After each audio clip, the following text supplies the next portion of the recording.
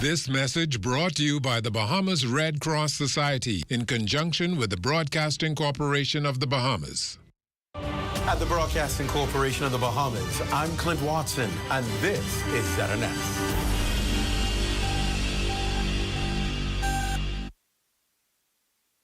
This is the Bahamas Tonight, the Northern Edition. Here's a look at tonight's top stories.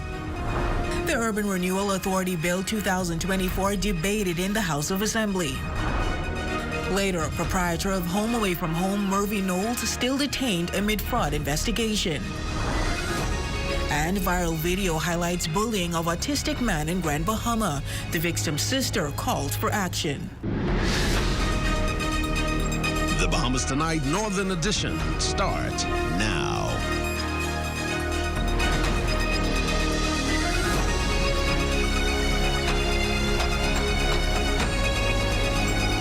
Brings economic development but displaces long-standing residents, eroding the unique character and social fabric of these communities. Good evening, everyone. I'm Raven Davis. Thank you so much for tuning in. Topping news tonight, the Minister of Urban Renewal, the Honorable Keith Bell, offering his contribution during the second reading for the Urban Renewal Authority Bill 2024 in the House of Assembly today, touting that the bill will grant the authority power to tackle many social issues in the urban communities. Minister Bell believes wholeheartedly in what the passing would mean for the country. Shane Stubbs has tonight's top story.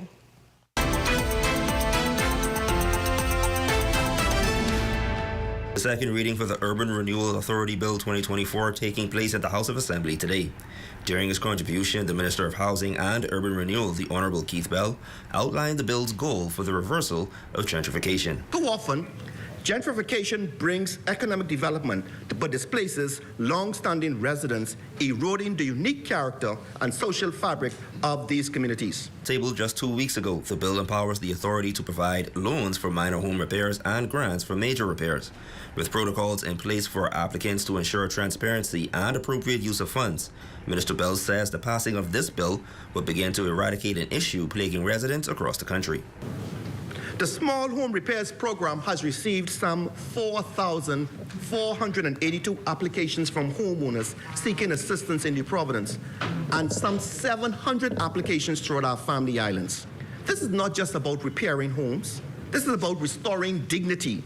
This program directly tackles the compromised living conditions that too many Bahamians are enduring. The bill would also give the authority power to erect centers, grants for establishing urban community programs, alleviate poverty by launching food-based programs, educating children on their rights as citizens, and uplifting residents and providing assistance for economic activity. As our elders might say, this bill will give teeth to the government agency, enabling it to tackle a broad range of complex urban issues, from unsanitary or deficient housing and inadequate sanitation to climate impacts, urban decay, crime, and of course, poverty. Now, while stating that the Royal Bahamas Police Force will remain as a linchpin in urban renewal success, Minister Bell says that it's going to take a multi-agency approach to see the way forward and ensure the authority's future success. This collaborative engagement, Mr. Deputy Speaker, will ensure hands-on fieldwork that addresses not only crime, but also public health, disaster risk reduction, and environmental challenges. These entities create a holistic approach to improving the quality of life in our urban communities, whether through implementing social programs or building safe and secure homes. Urban Renewal stands as an agency that has won international awards in the past, including the Motorola Community Policing Award from Association of Commissioners of Police and the International Association of Chiefs of Police Award in 2004, 2005, and 2006. For the Bahamas Tonight, the Northern Edition, I'm Shane Stubbs. Thanks, Shane. In other news, it's a social safety net for many and one that is used widely across all demographics. In this report, our Cleopatra Murphy takes a look at the demand for social assistance. A growing number of Grand Bahamians have been turning to the Department of Social Services for social assistance. Department of Social Services Assistant Director responsible for community support, Jody Burrows, says the increase has been across all services, from food to rental assistance to medical assistance. The downturn in the economy has contributed tremendously to that. from 2004 or 5 after Hurricanes Jean and Francis, we have seen an increase, steady increase in requests for assistance.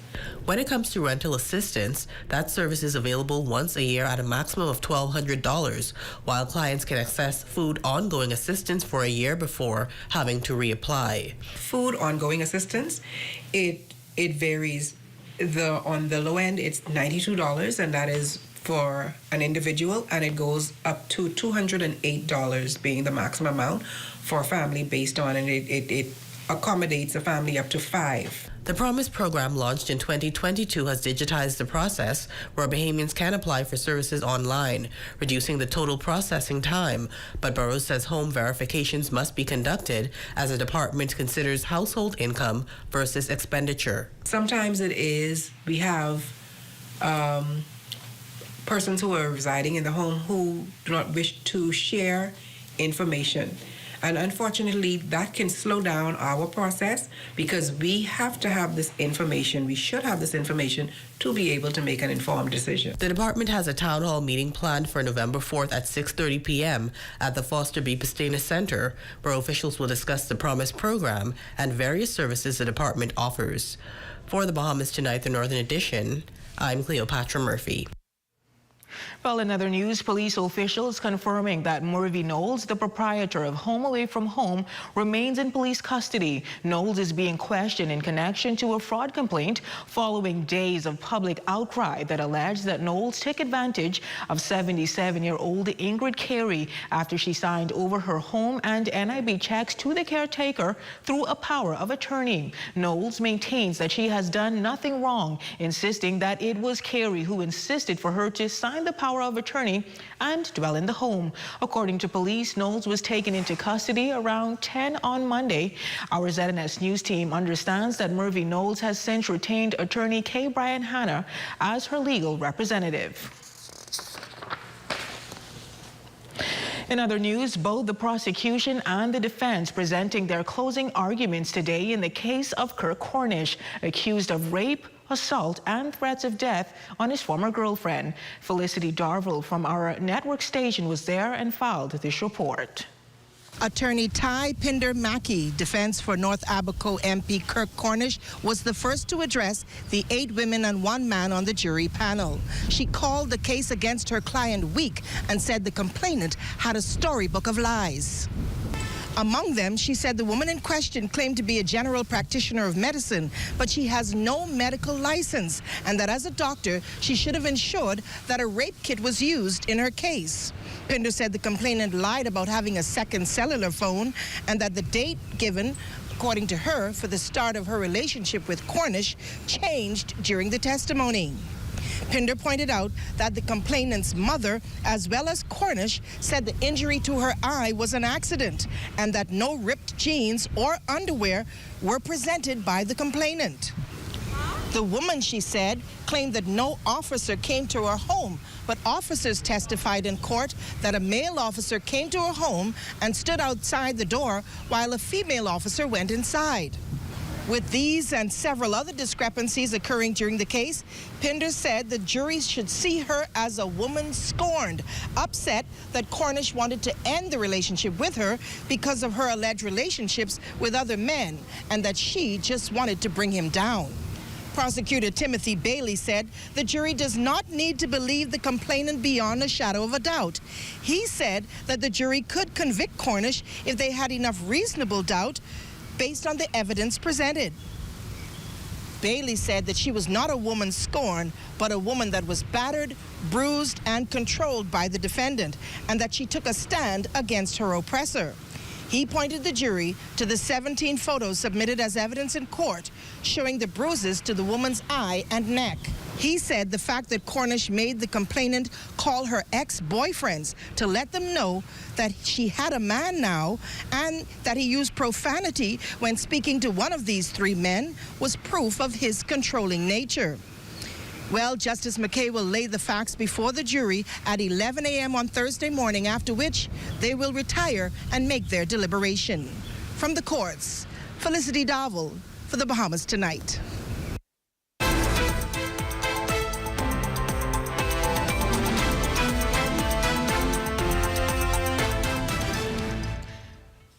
In news from police, officers on Grand Bahama are investigating an alleged sexual assault of a 25-year-old female that occurred around 8 o'clock p.m. on Tuesday, October 29, 2024. Police preliminary reports revealed that a male known to the victim sexually assaulted her while at a residence in Bartlett Hill, 8 Mile Rock. Meanwhile, police are following significant leads in this matter as investigations continue. Well, it is a video that is going viral on social media. An autistic man being bullied physically and verbally in Hunters, Grand Bahama. Tonight, the sister of the victim is speaking out. It was in this area in the Hunters community where a 30-year-old autistic man was bullied by two individuals. The heart-wrenching video going viral, showing the 30-year-old man being hit in his head by a stick, leaving the community outraged. Come man.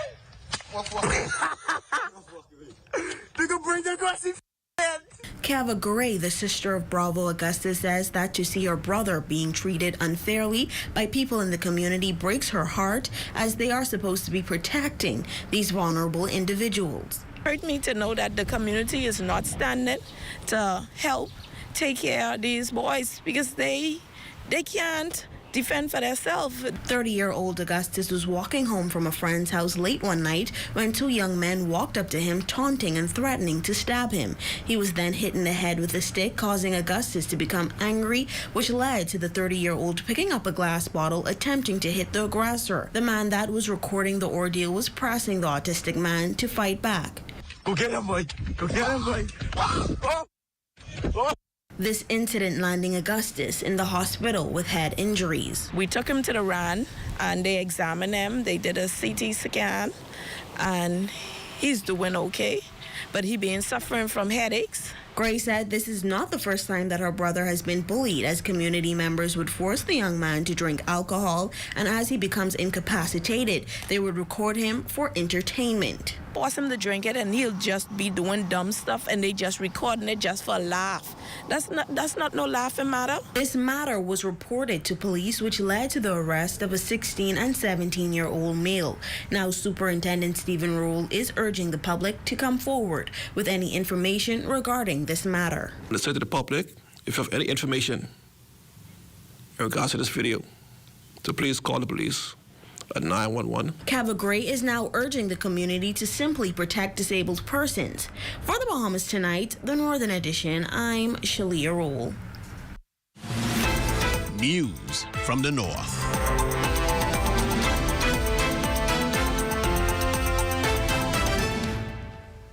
In news from the north, some residents of Grand Key Abaco are expressing frustration after being without phone service for over a month. With both major providers down, they say the extended outage has disrupted daily life and raised serious concerns about emergency response in the community. Here's that report. I mean, it's terrible. Some residents of Grand Key Abaco have reportedly been without reliable phone service for over a month. It's a disruption that has left the community struggling to stay connected and secure. One resident telling our ZNS news team that daily life has been significantly impacted. You can't sit in the comfort of your home and make a phone call. I mean, and we don't have no landline because from after Hurricane Dorian destroyed our landline, our lines, so they never replaced them back. The situation raising serious safety concerns. Without reliable phone services from BTC and Alive, residents say even the most basic emergency communication has been compromised. The clinics have no internet. The schools have no internet. The clinic had an emergency last week. The nurse had to run over. She had to run over to someone's home that has Starlink satellite for them to put her on the Wi-Fi in order for her to call out.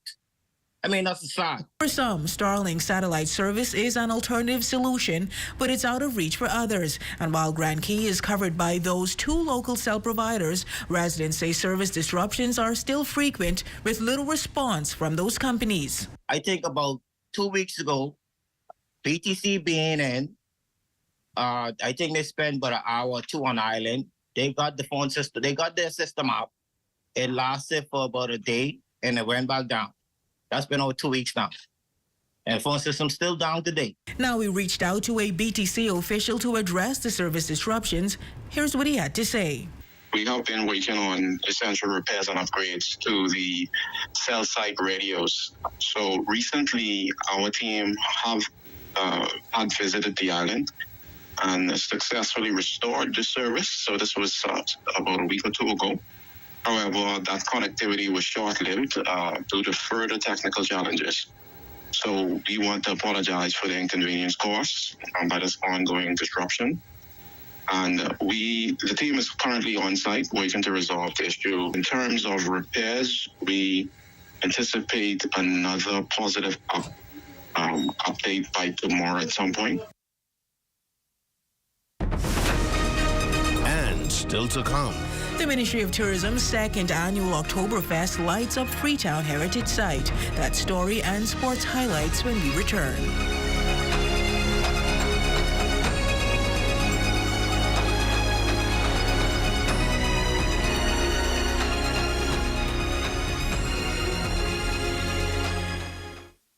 There are some things that are undeniably Bahamian. A good count salad, junkanoo, the way we worship, the way we take care of one another, all undeniably Bahamian. And right in the midst of our iconic things, places, and people is Commonwealth Bank. Increasing access, sponsoring dreams, working alongside Bahamians to increase the quality of their lives for more than 60 years. Commonwealth Bank, nothing more than being Bahamian. Commonwealth Bank, leader in personal banking services. Come down and see what Dolly Madison has in store for you. Renovate and rejuvenate at Dolly Madison. Dolly Madison. Start your day off at Nay's Pancake Place. Enjoy delicious pancake, Bahamian breakfast, and more. They're open 7 days a week, and they're located on Settlers Way near the fire station. Call them today at 351-5456 for takeout. It's the Bahamas Women of God Fellowship Network's third annual gathering, November 1st through the 3rd at the Church of God Temple in Freeport, hosted by the Grand Bahama Women of God Ministry with the theme Chosen for His Glory. For more information, call 807-6036. Third Dimension on Yellow Pine Street invites you to their grand reopening, Friday, November 8th at 12 noon. It's a new, larger, and improved hardware store, including tiles, lumber, building materials, and more. Third Dimension. It's time to get your fall cleaning and home remodeling going with Grand Bahama Tiles Fall Sale. Enjoy 15% off all tiles in stock with an additional fall giveaway for 3 lucky winners. It's happening this week, Friday and Saturday, November 1st and 2nd only. So hurry in and catch the fall savings. Call them at 352-7920. Some restrictions apply.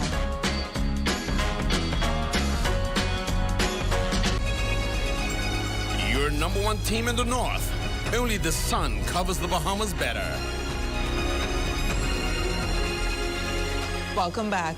The Ministry of Tourism hosting its second annual Octoberfest at the Freetown Heritage Site over the weekend. The occasion delivering a variety of attractions, from hosting a kids' corner for the young ones to enjoy, a bonfire lighting to sausage eating and bear relay competitions to open the event, and even having a free pig roast for attendees to sample. Senator the Honorable Randy Roll welcoming the event, noting the experience along with the others are all due to the recent tourism developments.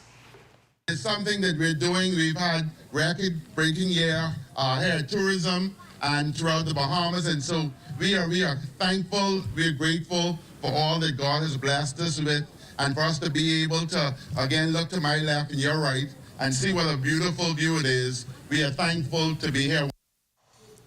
Officer at the Ministry of Tourism, Anya Hanna, says the ministry has a lot more in store for Grand Bahama in the near future. So our next event on our calendar is our West End Bootleggers and Seafest. So today we're in the East. Next month we're going to the West on November 23rd. That's a Saturday. We will be in West Grand Bahama for our first ever West End Bootleggers and Seafood Fest. And so we're encouraging the Grand Bahama community to support all events and support new events for the island, and that we're looking forward to seeing everyone out. And now, here is your weekly Health is Wealth tip, sponsored by Lucayan Family Care and Concierge Services.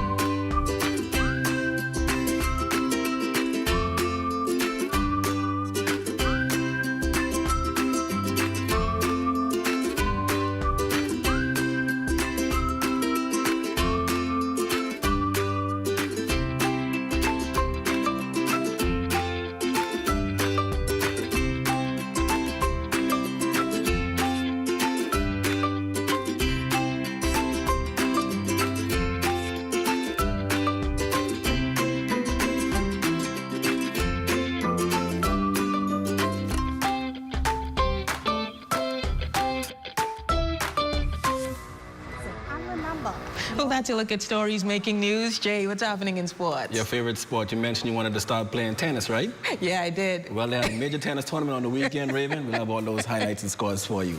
Thank you for that, Jay. Well, sports comes your way next, but first, here's a check on your local weather forecast.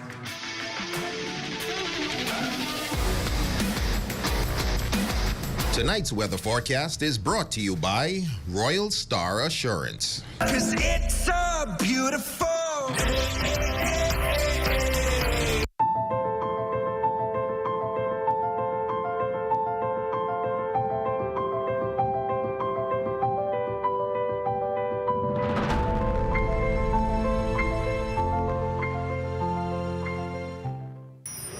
Journey to a serene oasis. Relax. Rejuvenate.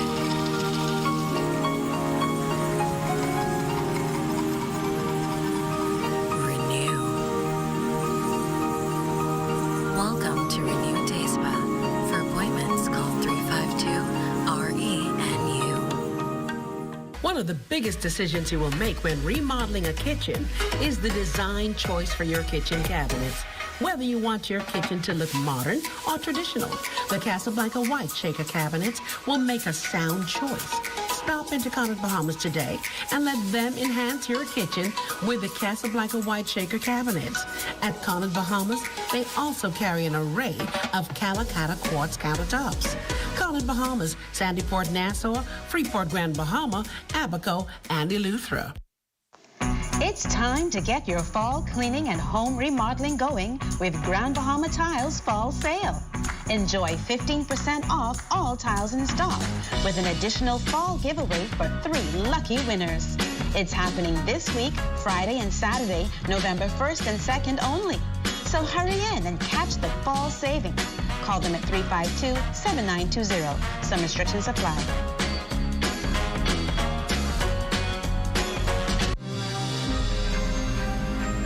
This is where it happens. Those moments that impact our lives.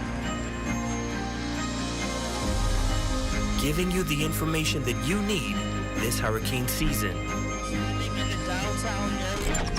Wherever there is news, we're there.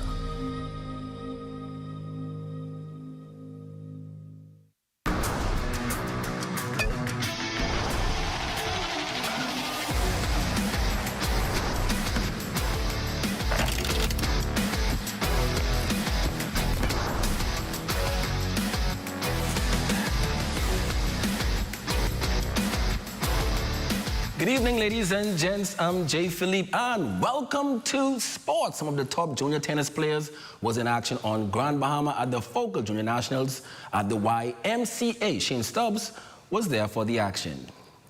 The Focal Junior Tennis Tournament wrapped up at the YMCA, and President Greg Rhoda said the juniors definitely brought their A games. There was keen competition. We saw a lot of players who played in the tournament for the first time, and they did well, and we saw players that just improved a lot. Rebecca Patan walked away as this year's Under-12 Girls Champion. I'm really proud of myself. I train every single day, I just want to thank the sponsors for this tournament. They did a really good job.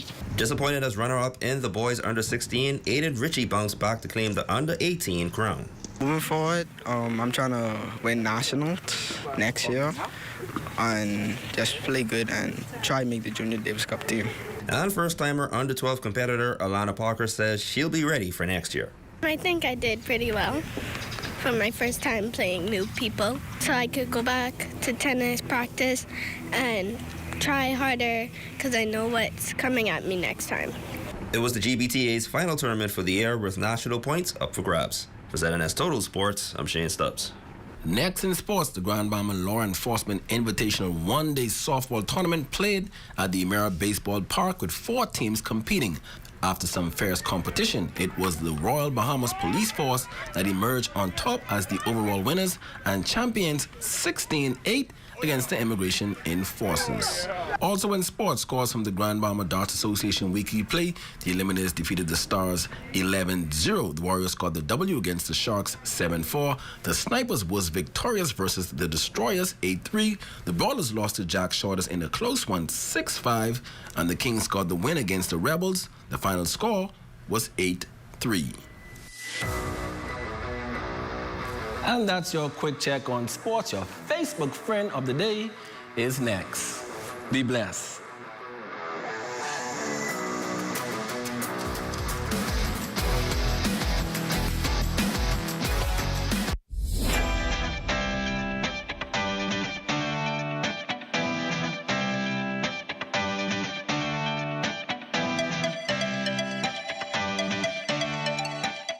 We all need to save. Save time, gas, and money.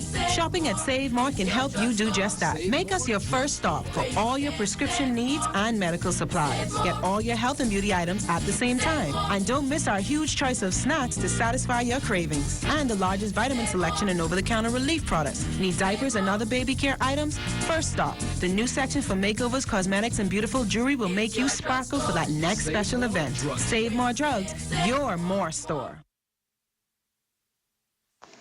It's time to get your fall cleaning and home remodeling going with Grand Bahama Tiles Fall Sale. Enjoy 15% off all tiles in stock with an additional fall giveaway for 3 lucky winners. It's happening this week, Friday and Saturday, November 1st and 2nd only. So hurry in and catch the fall savings. Call them at 352-7920. Some restrictions apply.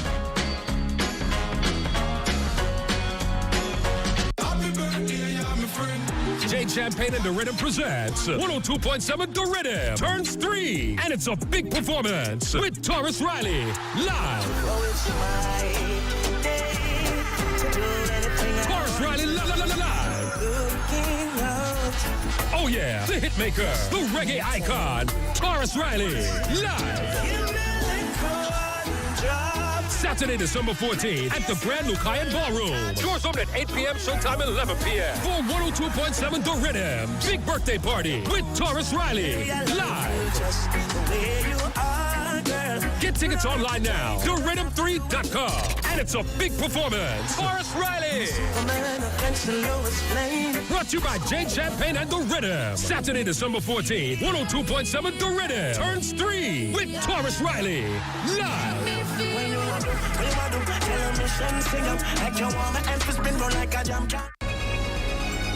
Your number 1 team in the North. Only the sun covers the Bahamas better. That is going to do it for us here in the North. I'm Raven Davis. Thank you so much for tuning in, but don't go away. The Bahamas Tonight is coming your way next.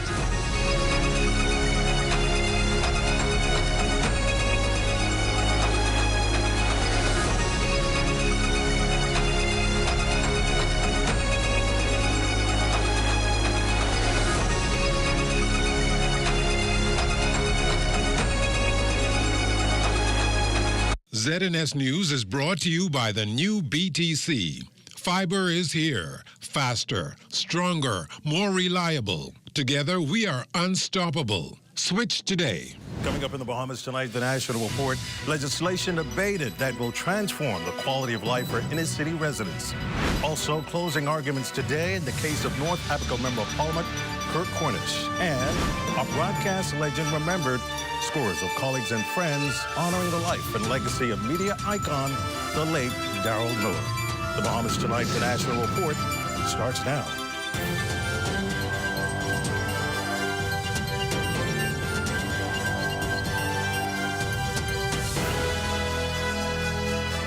Good evening and welcome to the broadcast. Prime Minister the Honorable Philip Davis has broken his silence regarding the ongoing controversy surrounding the Baha Mar resort. This marks his first public statement since the resort's original developer secured a legal victory against China Construction America. Devontae Hanna on the story tonight. For the first time, Prime Minister the Honorable Philip Davis speaking publicly on the multi-billion-dollar Baha Mar resort after a recent court ruling awarding its original developer, Sarkis Ismailian, over $1 billion. He declares regardless of what transpired, the Bahamas came out on top. Baha Mar is open, despite what the pundits were saying in 2017. Recall it's the same FNM who were in opposition that was saying that the opening of Baha Mar was fake. That was not true. And that was not going to happen. Well, what happened? It's open. More than 5,000 Bahamians are working. His comments come as members of the Free National Movement accuse the Progressive Liberal Party of a lack of transparency in its dealings with Ismailian and China Construction America, the company responsible for building the hotel. The opposition argues the ruling could have negative implications on the Bahamas' future. The gloom and doom about confidence and investor confidence has always been a sounding board for the opposition. But look at what has happened over the last several months. Since word of the ruling hit headlines earlier this month, Prime Minister Davis has only released a statement noting the Attorney General will launch an investigation into it. Seemingly leading the charge on the government's response, however, was Foreign Affairs Minister and Party Chairman the Honorable Fred Mitchell. However, he was not met with a favorable response from critics. Tonight, the party leader reveals he is standing behind his third-in-command. Now, yes, there'll be views as to whether or how he should go about it, but he's adopted the approach that he has. And he's, as I said, fact-checking the pundits. Meantime, according to Investment Minister the Honorable Chester Cooper, the Bahamas has received $10 billion in investments this year alone. In that figure, a $350 million deal for the expansion of the Baha Mar property. Any more investments or new HOAs that we should see for the remainder of the year? You will see some more, and just stay tuned. The latest heads of agreement to be signed was a $1.5 billion deal for the redevelopment of Treasure Key.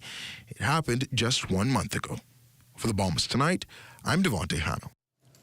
Debate got underway in the lower chamber today on the Urban Renewal Authority bill, which the Davis administration contends will greatly improve the quality of life for inner-city residents. The bill, the government also says, ensures a continuation of what it considers an essential program. Colville Pyfrom reports. Ahead of debate on the Urban Renewal Authority bill, Housing and Urban Renewal Minister Keith Bell paid tribute to former Prime Minister Perry Christie, whom he credits for making urban renewal a reality. His role, Mr. Deputy Speaker, in envisioning, coining, launching, and championing this transformative initiative has been invaluable, and this is part of his legacy.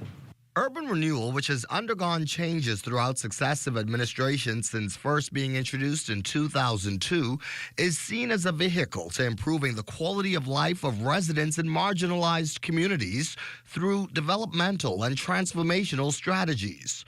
Politics, though, Minister Bell says, has at times threatened the progress of this important initiative. And through the establishing of the Urban Renewal Authority, the program, he says, will now be continuous. The passing of the Urban Renewal Authority Bill 2024 will solidify urban renewal as a national priority, giving the authority the power to carry out its responsibilities with the efficiency and authority necessary to ensure its mandate is sustained. The authority is to be governed by a board of directors consisting of 2 co-chairpersons appointed by the minister, a managing director, the permanent secretary of the ministry responsible for urban renewal, and between 5 and 8 additional members representing civil society organizations also appointed by the minister.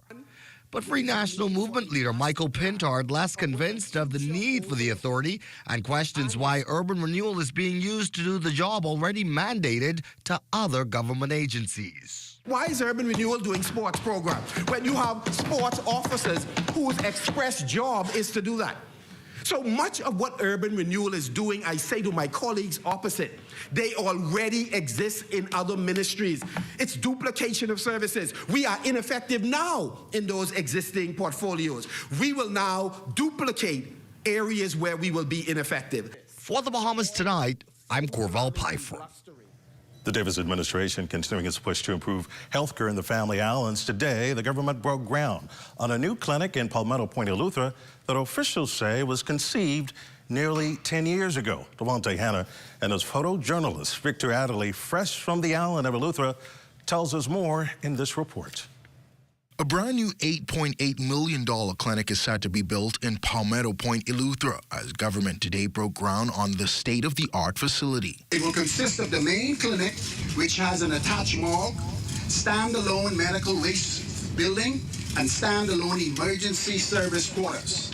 Additionally, specialized areas will include a demo room, a fully modernized surgical suite, 2 overnight recovery beds on a ward, and a comprehensive care program that will be established on the island. It's the second time this month the Davis administration broke ground on a new clinic following Mangrove Key just 2 weeks ago. According to Prime Minister the Honorable Philip Davis, it's all a part of his government's commitment to developing the Family Islands. All clinics throughout the Commonwealth and the archipelago have been renovated, brought up to standard to ensure that access to health care in any of our islands is equal to that in New Providence. According to contractor John Norris Carey, a Tyrone Bay native, he says he expects construction to begin in a matter of days, employing up to 70 Bahamians. But one of the setbacks with that, we can't control the weather. That's number one.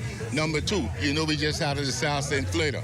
So could we get the material what we want, when we want, and how we want it? So that might be a little setup, but all things is possible with God. And if you just take a look at how massive this property is, officials say that it's about 4 acres, but the clinic itself will be about 14,000 square feet. But this will not be the only facility here on the island of Eleuthera. In the coming months, according to the Minister of Health and Wellness, these residents can expect a new one. Our quantity surveyor was here.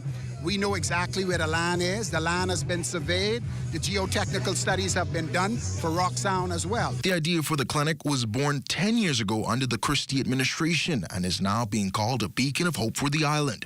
South and Central Eleuthera Member of Parliament, the Honourable Clay Sweeting, admits it couldn't come at a better time. Last few years, Eleuthera has seen the growth of private medical facilities throughout the island. And this is a positive indication that medical facilities are much needed. And this facility will service the people of the island that cannot really afford private health care. The timeline from shovels in the ground to completion, according to officials, is 15 to 24 months, with a pledge from officials that the facility will be completed before the next general election in 2026. For the Bahamas Tonight, I'm Devontae Hanna. Prime Minister will take another trip to the Family Islands this week, this time in his Kidd Island constituency, as he delivers a keynote address at the 4th Annual Kidd Island Business Outlook tomorrow at the Eris Montker Resource Center and Library. The Prime Minister's remarks will focus on the seminar's theme, Future Kidd Island Branding the National Identity, Planning for Success. According to organizers, the council is limited. Conversations about the real estate market, entrepreneurship, and Kidd Island's cultural legacy will navigate the intersection of economic growth, cultural preservation, and community well-being. Tourism's Director General, Latia Duncan, will speak on opportunities for the growth for Kidd Island, Rumkey, and San Salvador stakeholders, while panel discussions on affordable housing, the hotel sector, real estate, and aviation are also on the agenda. While you're watching the Bahamas Tonight, the National Report, there's more after this. At Commonwealth Bank, we offer affordable and flexible choices to get you back to financial fitness. Our personalized debt consolidation solution is built to fit any financial situation. One easy-to-handle monthly payment reduces your monthly expenses and gets you back on track to savings. Life is great when you're not weighed down by debt. Consolidate and live your best life with Commonwealth Bank, your leader in personal banking services.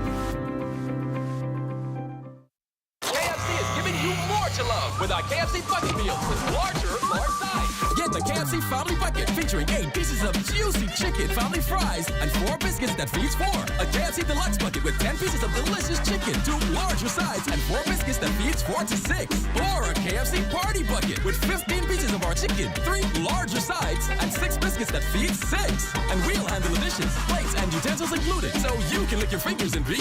KFC knows value, and it's finger licking good.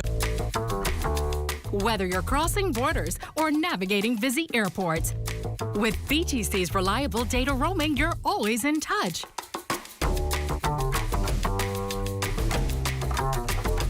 In a fast-paced world, staying connected is key. Don't miss important moments. Stay connected effortlessly with BTC, wherever your journey takes you.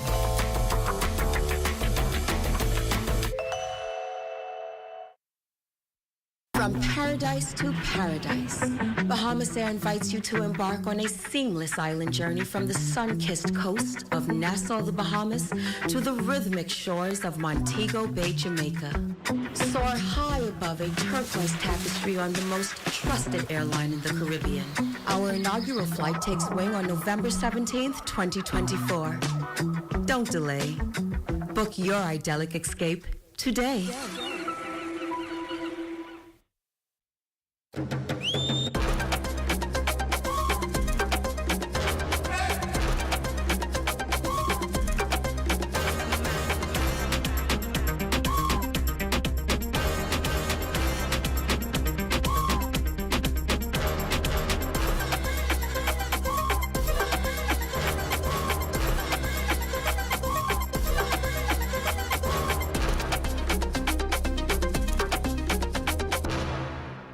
Of the news is brought to you by Bahamas Striping Group of Companies.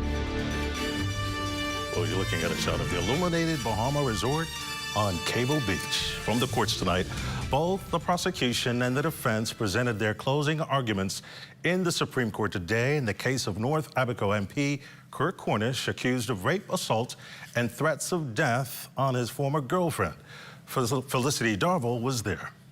Attorney Ty Pinder Mackey, defense for North Abaco MP Kirk Cornish, was the first to address the 8 women and 1 man on the jury panel. She called the case against her client weak and said the complainant had a storybook of lies. Among them, she said the woman in question claimed to be a general practitioner of medicine, but she has no medical license, and that as a doctor, she should have ensured that a rape kit was used in her case. Pinder said the complainant lied about having a second cellular phone and that the date given, according to her, for the start of her relationship with Cornish changed during the testimony. Pinder pointed out that the complainant's mother, as well as Cornish, said the injury to her eye was an accident and that no ripped jeans or underwear were presented by the complainant. The woman, she said, claimed that no officer came to her home, but officers testified in court that a male officer came to her home and stood outside the door while a female officer went inside. With these and several other discrepancies occurring during the case, Pinder said the jury should see her as a woman scorned, upset that Cornish wanted to end the relationship with her because of her alleged relationships with other men, and that she just wanted to bring him down. Prosecutor Timothy Bailey said the jury does not need to believe the complainant beyond a shadow of a doubt. He said that the jury could convict Cornish if they had enough reasonable doubt based on the evidence presented. Bailey said that she was not a woman scorned, but a woman that was battered, bruised, and controlled by the defendant, and that she took a stand against her oppressor. He pointed the jury to the 17 photos submitted as evidence in court showing the bruises to the woman's eye and neck. He said the fact that Cornish made the complainant call her ex-boyfriends to let them know that she had a man now and that he used profanity when speaking to one of these 3 men was proof of his controlling nature. Well, Justice McKay will lay the facts before the jury at 11 a.m. on Thursday morning, after which they will retire and make their deliberation. From the courts, Felicity Darold for the Bahamas Tonight. Detectives continuing their intense investigations into yesterday's double homicide here in the capital. Police confirming that sometime after 5 p.m., 2 men who we understand are brothers, were involved in a domestic altercation at a residence on Muttonfish Drive off Malcolm Road. It is reported that during the altercation, one of the brothers produced a sharp instrument and stabbed the other. When officers arrived, they met one brother, 42 years old, inside the home, unresponsive. The other brother, who is 38 years old and still alive at the time, was suffering from lacerations to his neck. He later died in hospital. An autopsy will be conducted to determine the exact causes of death. Other news for you tonight, and a promise kept. Members of the Bahamas Customs, Immigration, and Allied Workers Union executed a strike vote today in New Providence, Grand Baha Mar, Andros, Abaco, Bimini, the Berry Islands, Eleuthera, Inagua, and San Salvador. At issue is what union officials claim is a reported non-payment of overtime for officers. Union Vice President Shawnick McKinney stressed this has been an issue for far too long, and it's time for change. We have about, let's say, 500 plus officers. So we're fighting for overtime, transportation, better working conditions. We're also fighting for retired officers who they are now bringing back to sit in positions where officers that are still here on the job who can fill those positions. When it isn't one issue, it's the next. Every government that comes in, we've made promises. They say they're going to be changes, and nothing happens. So we got to speak up. We can't continue to just sit back and allow them to do what they're doing to us. It's unfair.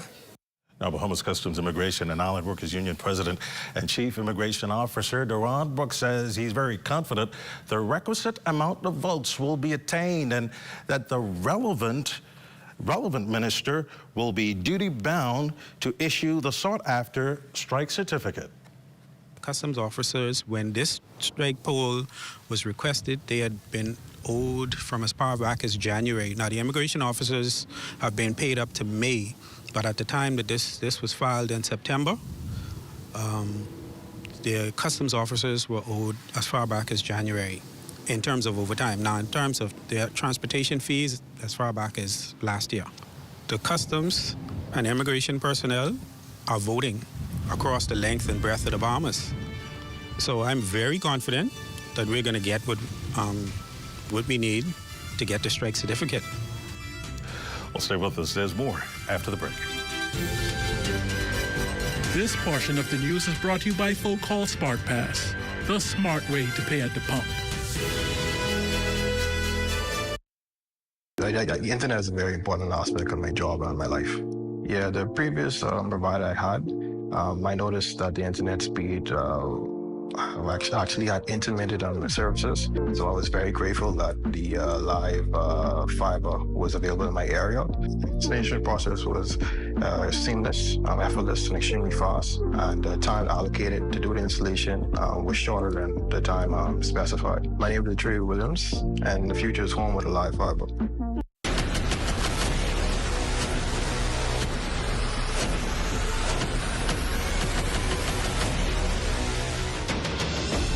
A decade ago, the Bahamas Striping Group of companies was birthed out of a passion to change the way we travel. From only a $5,000 grant, the tenacity and work ethic has propelled BSGC to one of the leading road management companies in the Caribbean. We pride ourselves on going the extra mile where others won't, through the use of our state-of-the-art equipment and our certified team. Although the success is commendable, the road has been long. Yet, the mission continues in striving to be a world-class organization ran by Bahamians for Bahamians. With the help of our experienced and hardworking team, we at the Bahamas Striping Group of Companies are committed to making a difference, one road at a time.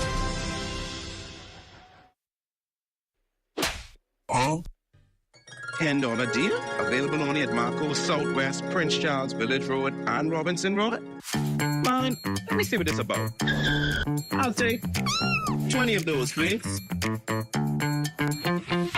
Wait. You good? Yeah, bro. Marcos, get this new deal. Get yourself a large one-topping pizza for only $10. $10? Yeah. Thank you. You're welcome. Hey, I need 30 of them $10 carry-out pizza deal, please. Our rich and vibrant cultural heritage, coupled with the infrastructural upgrades, necessary improvements to delivery of government service, and relatively safe communities, make our family island ideal places to live, visit, and invest. Because together, we will achieve more. And together, we are stronger. Register today at tclevents.com. This understanding is how Executive Chairman of the Consumer Protection Commission, Senator the Honorable Randy Darold, describes to the backlash from his comments that some over-the-counter medications in some drugstores were outdated, thus posing a health risk. Hitting back, Bahamas Pharmaceutical Association President Dr. Marvin Smith said it was very disappointing that the CPC would seek to malign and instigate a negative connotation about local pharmacies without addressing any issue. Now, the statement made during a press conference early this week, however, both men have spoken and have come to an understanding that the comments were taken out of context. I just wish to be clear that during our remarks, we made no reference to pharmacies or pharmacy operations, nor did we imply any criticism of licensed pharmacists. Our comments were specifically directed at concerns surrounding some over-the-hill stores that sell over-the-counter medication.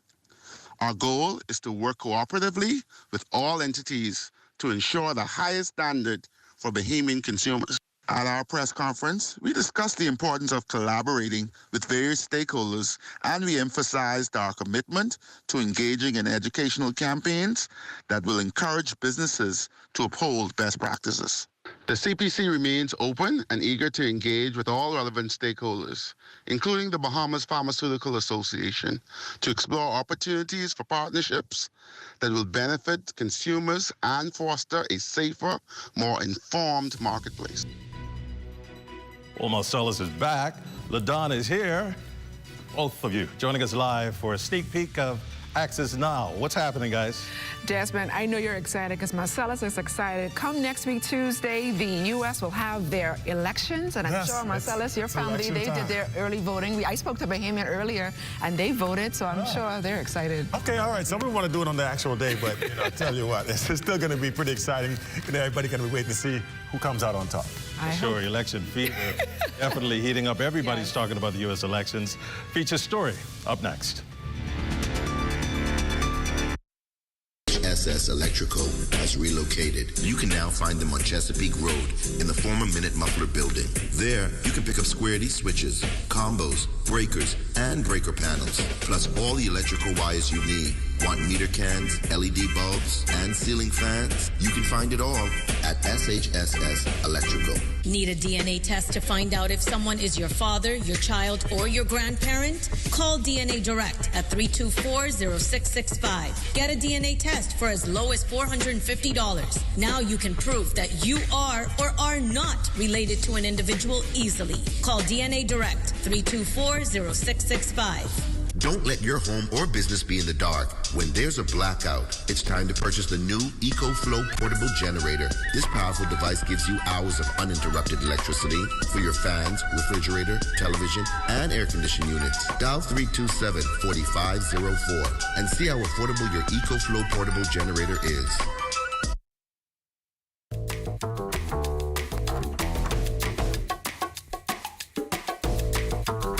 Experience the difference with BTC's fixed services. Whether you're working from home or enjoying family time, BTC ensures you're always in touch with the people and moments that count. BTC isn't just a service, it's a lifestyle.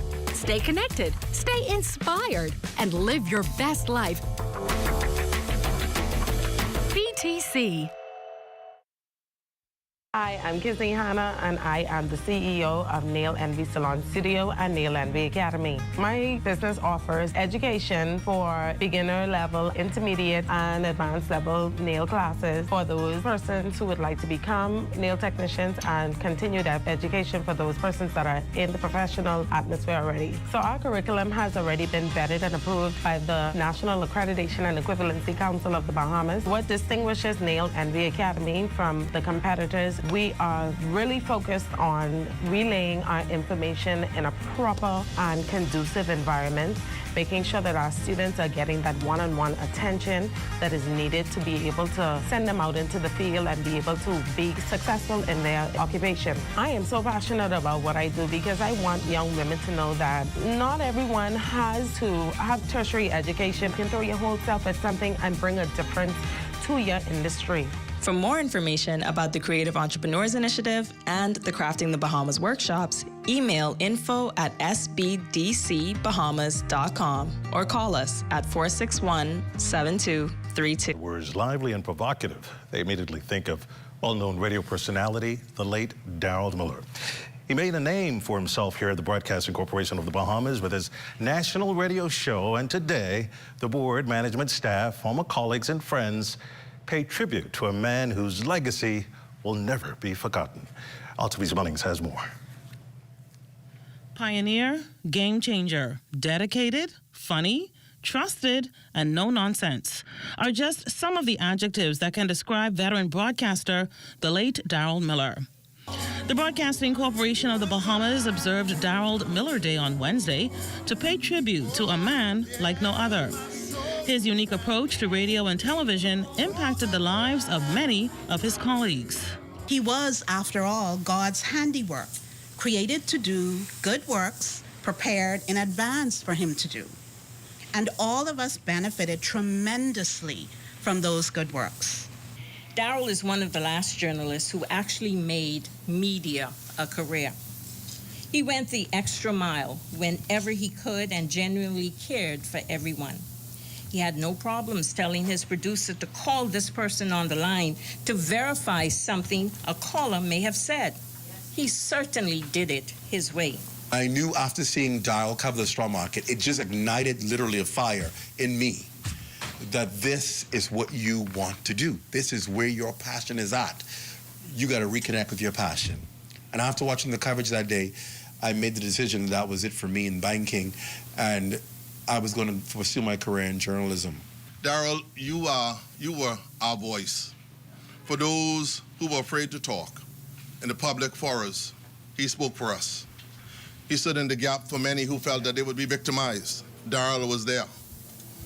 In 1977, then ZNS News and Public Affairs Director Frederick Mitchell hired then sports reporter Darold Miller after reading one of his newspaper articles. The current senior cabinet minister credits Miller for transforming the broadcast landscape. In 2002, talk radio was what drove the general election. And at that time, Darold Miller, I think, was responsible for shifting the paradigm and creating talk radio as the important influence on the general election. The Honorable Miles LaRota and Darold Miller are cousins with a rich 60-year kinship. The current Minister of Social Services, Information and Broadcasting reminisced on the legendary broadcaster's life and basically encouraged the Bahamas not to take life for granted. You don't believe somebody like Darold will die by today. Amen. You know, you think they're going to be around forever. His bravado, his personality, his love of life. And then you see, like a vapor, it's gone. And so I admonish all of you here. Tell your loved ones you love them. Don't let them guess that. Living Waters Kingdom Ministry Senior Pastor Apostle Raymond Wells offered a list of principles that should serve as a model of Darold Miller's life. My brothers and sisters, Darold knew his purpose, and Darold was dedicated in fulfilling it. Darold knew he was born for journalism and communication. My brothers and sisters, the power of your success is understanding your purpose. For the Bahamas Tonight, I'm Altavi's Munnings. Well, that does it for the National Report, but stay close. The Bahamas Tonight continues with Access Now. Even the goblins and ghosts know who saves you the most. It's Super Value and Quality Supermarkets. Distinction Evaporated Milk, 14 ounce, $1.19. Ginger Evans Flour, 5 pounds, $3.69. Iceberg Lettuce, $1.99 each. Boneless chuck roast or steak, $8.99 per pound. Crystal Falls Spring Water, 24-pack, 16.9 ounces, $7.99. Wrap up October with the scary good prices at Super Value and Quality Supermarkets. Is tourism today. Bahamas tourism today. After her hotel recently won 2 international awards, Director of Great Cliff Hotel and Restaurant, Roberta Garzaroli, told us what these latest accomplishments mean for this storied establishment. Wine Spectator Grand Award we've won since 1988. We were one of the first establishment in the outside of the U.S. to win a Grand Award. So we're very proud of that. And then, our second Great Wine Award is from the World of Fine Wine, and we won 6 different categories, again, for the second year in a row. And last year, we also won Global for our spirits list. So the leading hotel in the Bahamas, we've won for 15 plus years now. So it's a great honor. We're an historic establishment. We have 16 guest rooms. We offer an experience where people feel like they're home. It's not one of the big hotels. You're part of our house. You're part of our, the staff becomes your family, where we all welcome guests with open arms. So it's a different kind of hotel experience. It's similar, probably if you're going to the Family Islands, you get the similar experience, whereas in Nassau, you may not get that here. So we are very proud. We are looking forward to welcoming many more, not just, tourists, but also Bahamians. We're here, we're welcoming. We hope that more Bahamians patronize not just our business, but also a lot of, tourism entities. This is your country. You should do a daycation or a staycation, enjoy the beautiful Bahamas. For more tourism updates, visit tourismtoday.bahamas.com. I'm Michael Miller, and this is Tourism Today. November 5th, Americans will vote in a new president. Bahamians will also be voting in that election. Details straight ahead. Plus, one Bahamian is honoring our African heritage in a book and board game. Isn't that interesting? It's time for Wednesday. Well, it's Wednesday, I should say, and it's time for Leno's Wealthwise. And coming up in sports, our Bahamian guy, Jazz, and his New York Yankees have nabbed one game in the World Series.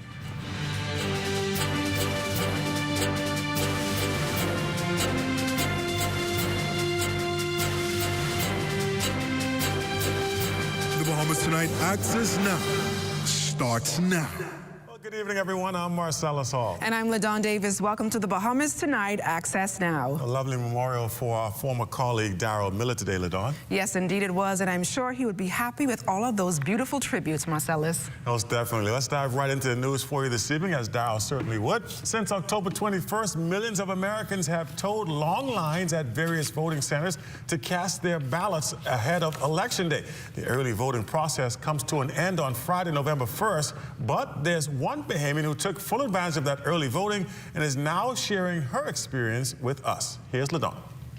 It's just 1 week before Election Day in the United States, and statistics show that already close to 50 million ballots have been cast leading up to the big day on November 5th. U.S. media reports indicate that the pre-election voting has declined significantly compared to 4 years ago, when it is believed that a record number of voters turned out before Election Day amid the COVID-19 pandemic. But it seems Bahamians with strong ties to the United States are not missing out on an opportunity to witness history. Host of What's Trending on the ZNS network, Stacey Campbell Marshall, accompanied her parents last week to cast their ballots at a voting center in Florida.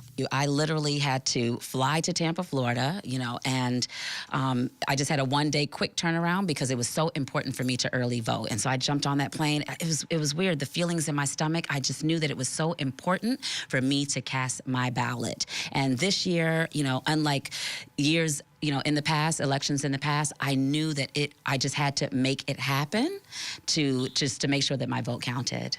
Campbell Marshall, who has Bahamian and American citizenship, is fully supporting the U.S. Democratic campaign of Vice President Kamala Harris, branding the U.S. 2024 election as an historical moment in history for women. Campbell Marshall referenced former U.S. First Lady Hillary Clinton was the first woman to win a presidential nomination for the Democratic Party and the first woman to win the popular vote in the 2016 general elections. If Vice President Harris is successful, Marshall she would become the first female president of the United States, something Campbell Marshall strongly hopes becomes a reality. It's monumental just because it shows how much and how far we've come. You know, I'm not sure America is quite ready for a female president, but in light of the other choice, I think that America will be ready to give a woman a chance. But what if the tables turn and former U.S. President Donald Trump is victorious at the polls and returns to the White House for a second non-consecutive term?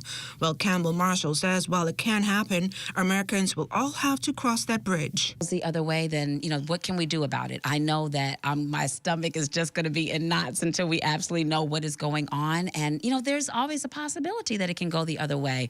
I'm glad I live in the Bahamas. In-person voting for the 2024 United States elections begins on Tuesday, November 5th.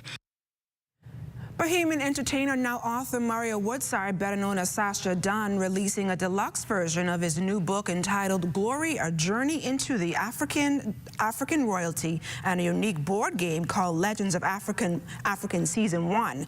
This coming Sunday, Woodside is hosting a meet and greet event at the Studio Cafe to reveal his new projects to the public. During an interview with ZNS News Today, Woodside talked about the content and inspiration behind his latest creation.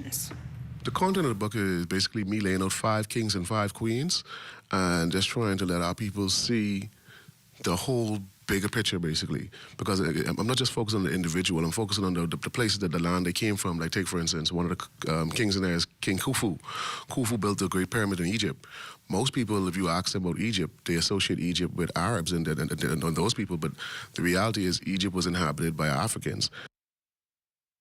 Even more interesting for Woodside is the fact that he was able to evolve his new book into a uniquely crafted board game for all Bahamian families to enjoy. I want children to now sit down, play the game, and start thinking more strategically because the game is like basically, the best way I can describe it is, it's chess and checkers on steroids. You feel what I'm saying? We had to create a whole board for it, and you're playing with cards like Pokemon, and you have to experience it, and when you get deep into it, it's like you start to see the mindset of the actual characters. Shaka Zulu, why his strength was so powerful. Amana Arenas, why her building skills were so important. All these different things and all these elements I try to put into the game. And still to come, it's Wednesday, so it's time for Leno's Wealthwise. Stay close, we're right back after this break. One of the biggest decisions you will make when remodeling a kitchen is the design choice for your kitchen cabinets. Whether you want your kitchen to look modern or traditional, the Casablanca White Shaker cabinets will make a sound choice. Stop into Cornish, Bahamas today and let them enhance your kitchen with the Casablanca White Shaker cabinets. At Cornish, Bahamas, they also carry an array of Calacatta quartz countertops. Cornish, Bahamas, Sandy Port, Nassau, Freeport, Grand Bahama, Abaco, and Eleuthera. Health is the greatest gift.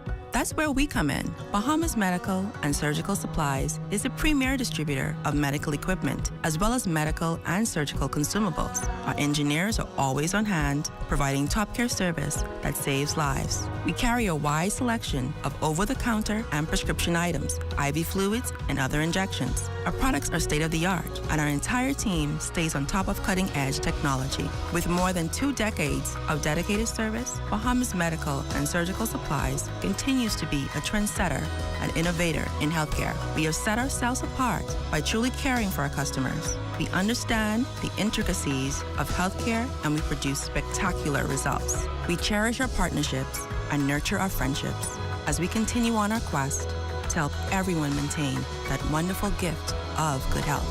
Find us on 95th Terrace, Centerville, and now located in the Lucaya Shopping Center of Freeport, Grand Bahama. Oh, this ain't making no sense, man. How people making it out here, Dre? If you want to stop living paycheck to paycheck, you gotta learn how to budget. First, write down all of your income. Then, list out all of your expenses. And don't forget to save. Stop throwing away money. Put something aside for savings. And get this, government savings bonds can safely grow your money. So start budgeting, save your coins, and invest smart. Financial independence, way. Wait, financial independence, way. Learn how to invest in government savings bonds on the Central Bank of the Bahamas website.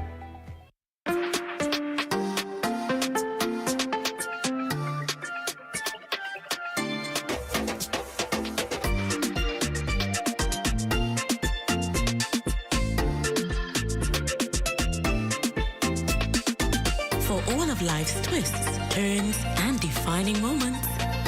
RBC is a blend for all of you.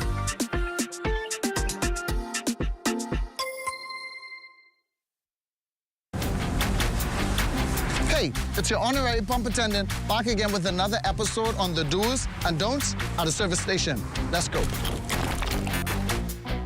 What you ain't gonna do is just pull up to any dispenser and put the nozzle inside your car without reading the signs. Because if you put the wrong fuel inside your car and the car mess up, you could be mad at us, all right? And then you have to walk or catch bus for about 3 to 18 months. What you're supposed to do is read the signs. We place signs all over the dispenser to tell you which fuel is which. Because you put the wrong one in your car, say bop, and you could be mad at us. You could be, oh, what happened to my car? No, it's you who ain't read. It say diesel, diesel, one word, diesel. Your car up, and you mad at us. Read, that's all you have to do. And you're looking at a live shot of Sandy Port in the West Bay Street area in New Providence. Drone shots by our drone pilot, Destiny Reed. Let's take a look now at what's happening on our Family Islands. Family Island News is brought to you by Commonwealth Brewery Limited. Groundbreaking for another Family Island clinic taking place this morning. This time, the soil was turned on Palmetto Point, Eleuthera. Prime Minister the Honorable Philip Davis, one of the key players at the groundbreaking ceremony, said health and national development go hand in hand. Healthier citizens, he said, make a stronger nation. Continuing, he said, when our people prosper, our democracy, our culture, and our economy all grow richer. The Palmetto Point Clinic is a part of the government's wider policy agenda set to transform the healthcare landscape of the Bahamas and at the same time enhance access for vulnerable populations such as elderly persons with disabilities on the Family Islands. Marcellus?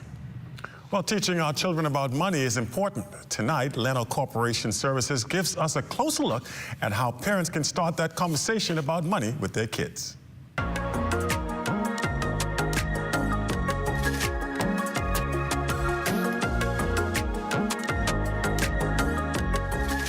For many of us, financial education didn't come until later in life. But today's parents have the opportunity to give their children a head start. So where should parents begin? I think a great age to start is at the preschool level.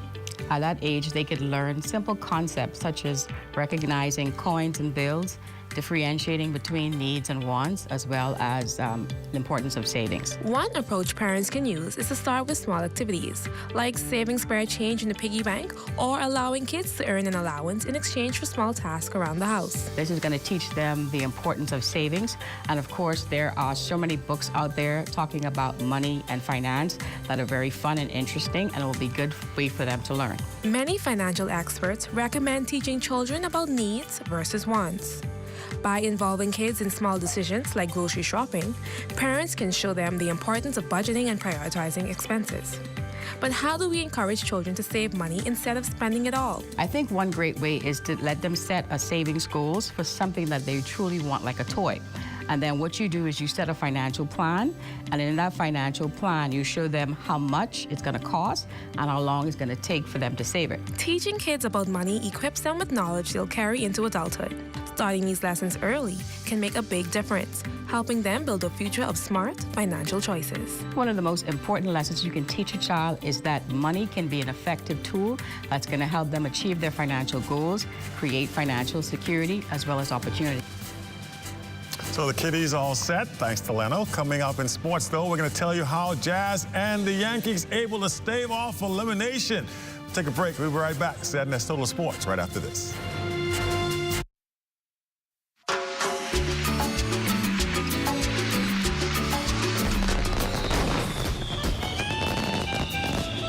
Buy JBI. We've come to appreciate the JBI product. Simply doesn't matter where they're staged or where they're located.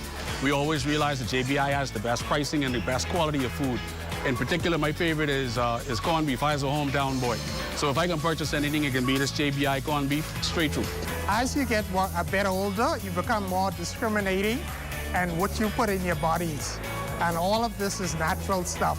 So I'm happy to promote the Junkanoo Punch. I actually compared it to a couple of brands, and this is the one of choice. This the can't fail brand. So. Fried JBI. Happy 30th anniversary, JBI. Happy 30th anniversary to JBI. Thank you, Bahamas.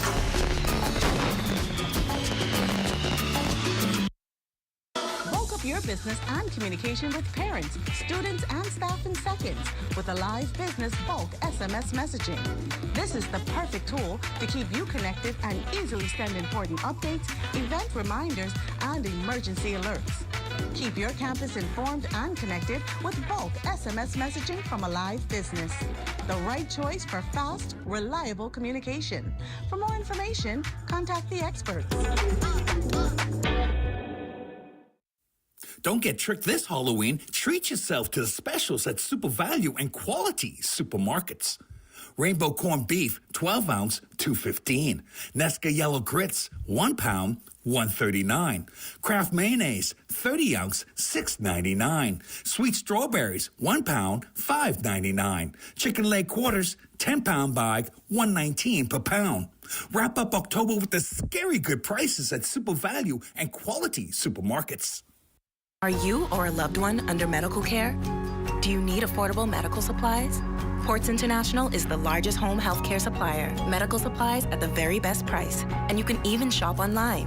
From hospital beds to wound care, wheelchairs to walkers, Ports is a one-stop shop for your medical supplies, and we accept insurance. We have online shopping and 2 locations to serve you. At the Airport Industrial Park and Shirley Street. We also ship to the Family Islands. Shop online and visit us on Facebook. Call Ports at 377-1771.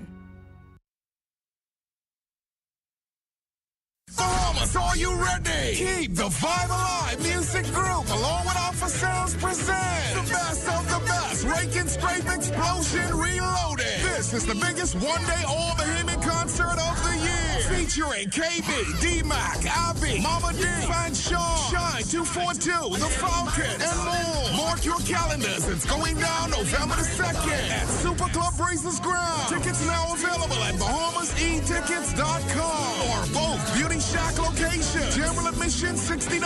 VIP, Skybox, and Sky Pods also available. For more info, call 394-0819 or email keepthevibealive242@gmail.com. Experience the magic once again with more legends for one night only. Come party with us November 2nd at Best of the Best. Raking Strafe Explosion Reloaded.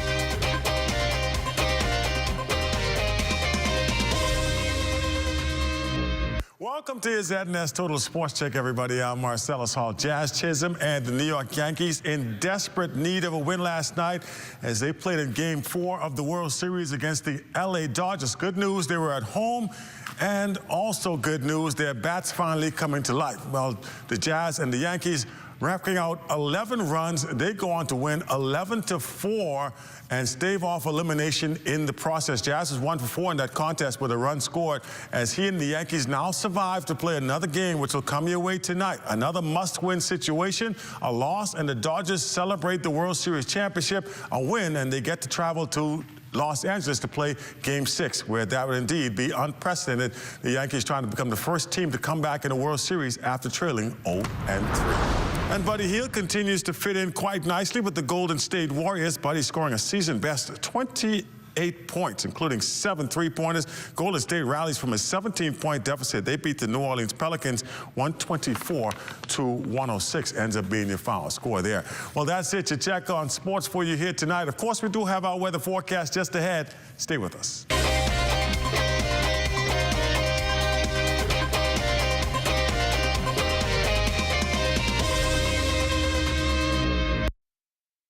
Construction of the first Polytechnic Institute in the Bahamas is underway. The construction of the first ever technical and vocational polytechnic for senior high students is underway. This facility, situated on approximately 6 acres, will be the training ground for students in a cross-section of technical skills, including technical drawing, electronics, agricultural science, computer science, pre-engineering, auto mechanics, graphical communications, electrical technology, air conditioning and refrigeration, plumbing, food production and preservation, welding and carpentry, and maritime STCW training. Students will be able to gain accredited certifications for immediate access to the job market with recognized levels of competency. On graduation, job ready. We expect that the first cohort of students will enroll in September 2025. Hey, what's up, Mario? Hey, Dale, what's going on? Have you seen ZNS new digital platforms? No. Let me go check it out. Good day, Bahamas. I'm Devontae Hanna, and this is ZNS Digital, where we cater to your news and entertainment needs. Are you a foodie? I thought so. Then look out for Digital Bites. shining a light on Bahamians and the good that they do. ZNS Digital is home to the Sunshine One. Keeping up with the latest trends, our original content will keep you entertained. Yeah, that's cool. But have you seen the new website? No, I didn't see it. Let me go look. We're still your most trusted source for news and information. That's ZNS Digital? Yeah, that's ZNS Digital, the people station in your pocket.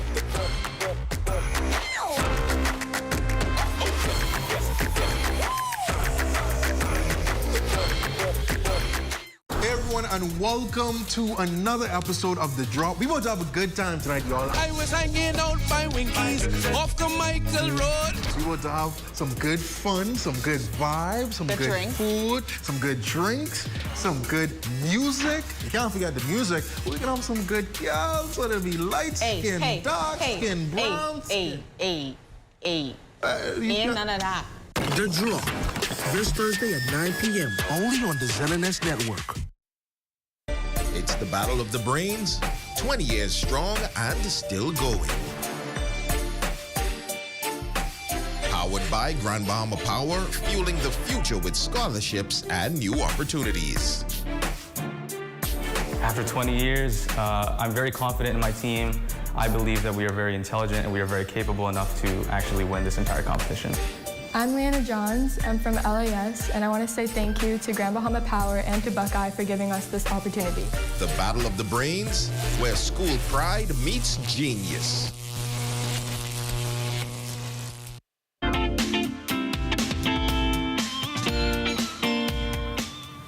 It's time now for your Access weather forecast. We had some late afternoon showers courtesy of a low to mid-level trough, as you can see on our weather radar. That line of showers just slightly to the north of the capital as we speak. Another area near the extreme southeastern parts of the country around Maywarner and the Turks and Caicos Island. That too is associated with a stall-out front boundary, which is also firing up some thunderstorms as well. And in the tropics, the Hurricane Center continues to give this area a 40% chance of development, and that could impact our weather late next week. And your boating forecast tonight, well, that is brought to you by Live Business, where you're always protected during the worst storms. In the northwestern islands tonight through Thursday, easterly winds 15 to 25 knots, very rough seas, once again at 5 to 8 feet. High tide, that will take place at 7:21 tonight, with another high tide at 7:45 tomorrow morning. And in the central and southeastern islands through Thursday, easterly winds 20 to 30 knots, wave heights 8 to 12 feet, small craft. We're simply asking you to stay in port. And as we take you into Friday for the northwestern parts of our country, the winds reduce just a tad. Easterly 15 to 20 knots, wave heights 4 to 7 feet, so that advisory will be bumped down to a caution flag. High tide will occur at 8:20 in the morning on Friday, with your low tide at 2:45 in the afternoon. And for the central and southeastern islands, a slight reduction as well. Easterly winds 15 to 25 knots, wave heights 5 to 8 feet, with advisory in place for your boaters. It's going to do it for your boating forecast. It's time now for your international temperatures, and they're brought to you by Royal Star Assurance.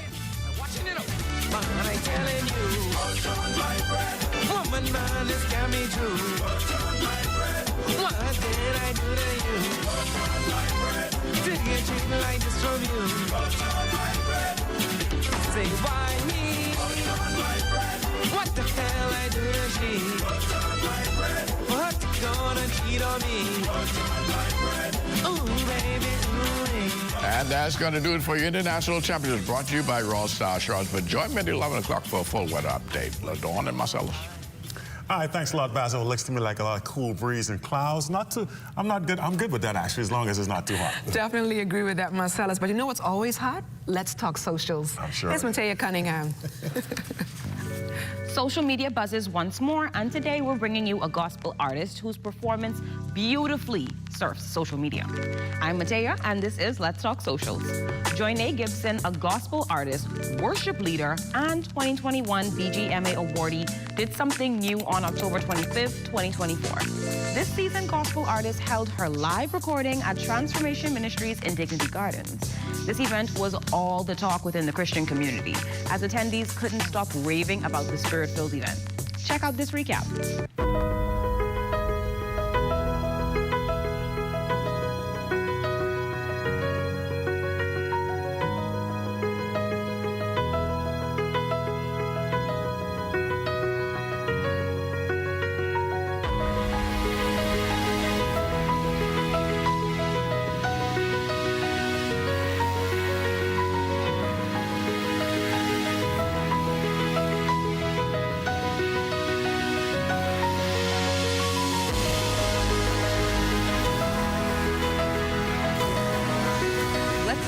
Some feedback from social media users. One saying, this was something special. Another, I'm excited. This was awesome. And finally, I am excited about her future.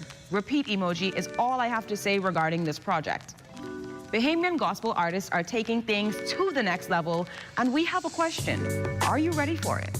I'm Matea, and this has been Let's Talk Socials. All right, thanks so much, Mateo. Well, that brings us to a close tonight, and it's been fun. Yes, it's definitely been fun, Marcellus, and we're one step closer to the weekend. I know you're excited about that, right? All right, of course, we do have, it's going to do it for us, but stay tuned for special programming that comes your way this evening as Darold Miller Day continues. We celebrate the life of our fallen colleague. Good night, everybody. Good night.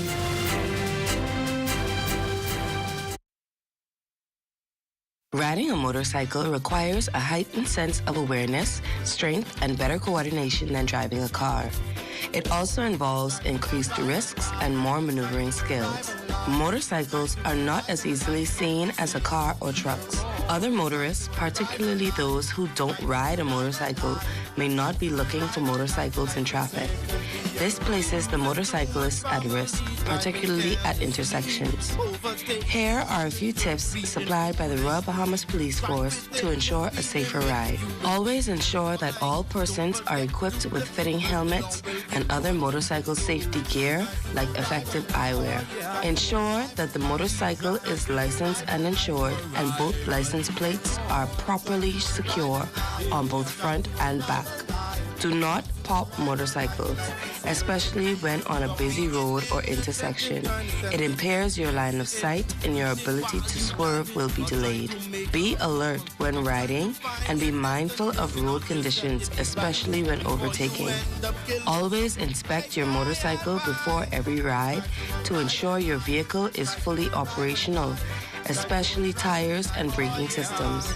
Be sure to be well informed about bike hand signals and other safety procedures. Along with this freedom comes responsibility, but all the risks involved can be managed through training and education. Let us drive safe and share the road. I am Corporal 3599 Camille Johnson, reminding you that safety is everyone's responsibility. The Ministry of Social Services, Information and Broadcasting is partnering with the Bahamas Christian Council to help build stronger Bahamian families. I believe that our ultimate experience in living begins with God and family. Our purpose is to facilitate, guide, inspire, and equip you to have a better life. And a strong family foundation begins with each of us trying to become better individuals.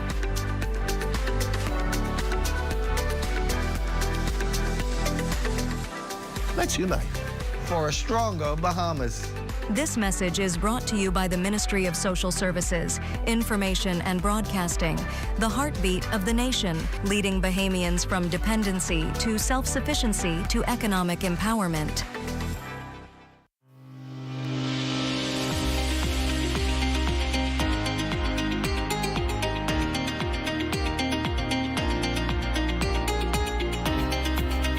Health and wellness, the core of our existence on planet Earth. Let us hear the voices of our very own citizens, our local and regional medical community, scientists and climatologists. Caribbean Medical TV is geared to developing a consciousness in our people in terms of our health and lifestyle. Knowledge is a very powerful tool, and we must empower ourselves with the information to protect against chronic and other related diseases. From the impact of climate change on our health to NCDs, Season 3 of Caribbean Medical TV tackles the challenges we all face, giving our citizens hope for a better tomorrow. Caribbean Medical TV on this station. At Rusty Bethel Drive, I'm Paisol Forbes. This is ZNS.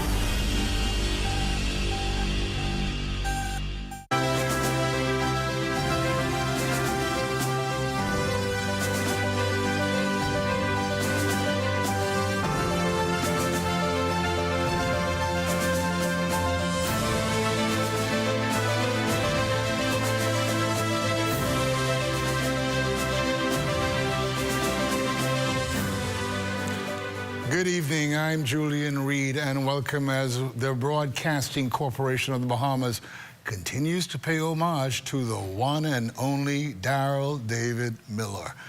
Darold, a veteran broadcaster, tons of experience, iconic, outstanding in his delivery, and an impact that will be long-lasting for years to come in this wonderful Bahamas of ours, which he loved so much. Now, as we start off this broadcast, and you're going to hear hopefully some different aspects and perspectives of Darold's life and his experiences with people as we move on throughout this hour. But tonight, we're starting off with someone who was really close to him and a special part of his heart, his son, Darold Miller, Jr. Yes. Good evening. Thanks for having me. Good evening, and thank you for coming here. I know this is not an easy time for you. Yes, yes. But I want you to tell us some experiences you've had with your dad over the years. Well, when I was growing up, we used to travel a lot. Cleveland, Ohio, and we used to go all over the places, catch Greyhound buses and go on road trips and all of that. So we had a lot of travel experience and exposure. Now, everyone, as a family. Everyone knows his on-screen persona, and they also know him in real life in some ways. But was he very different with you? Well, he never beat me, believe it or not. Never beat me, because I never used to do much bad stuff, you know, to get beaten like that. But I never got beaten from him. I always was a humble, good child. Yep. What kinds of things did you two do together outside of travel?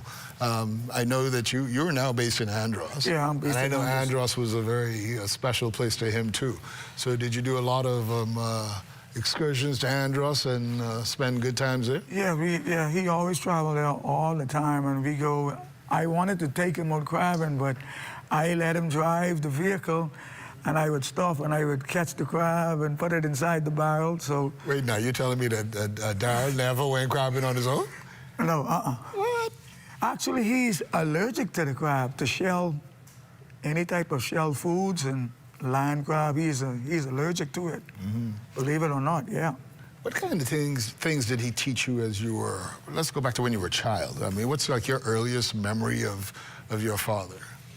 Well, my earliest memories was like we just did a lot together. You know, we did a lot.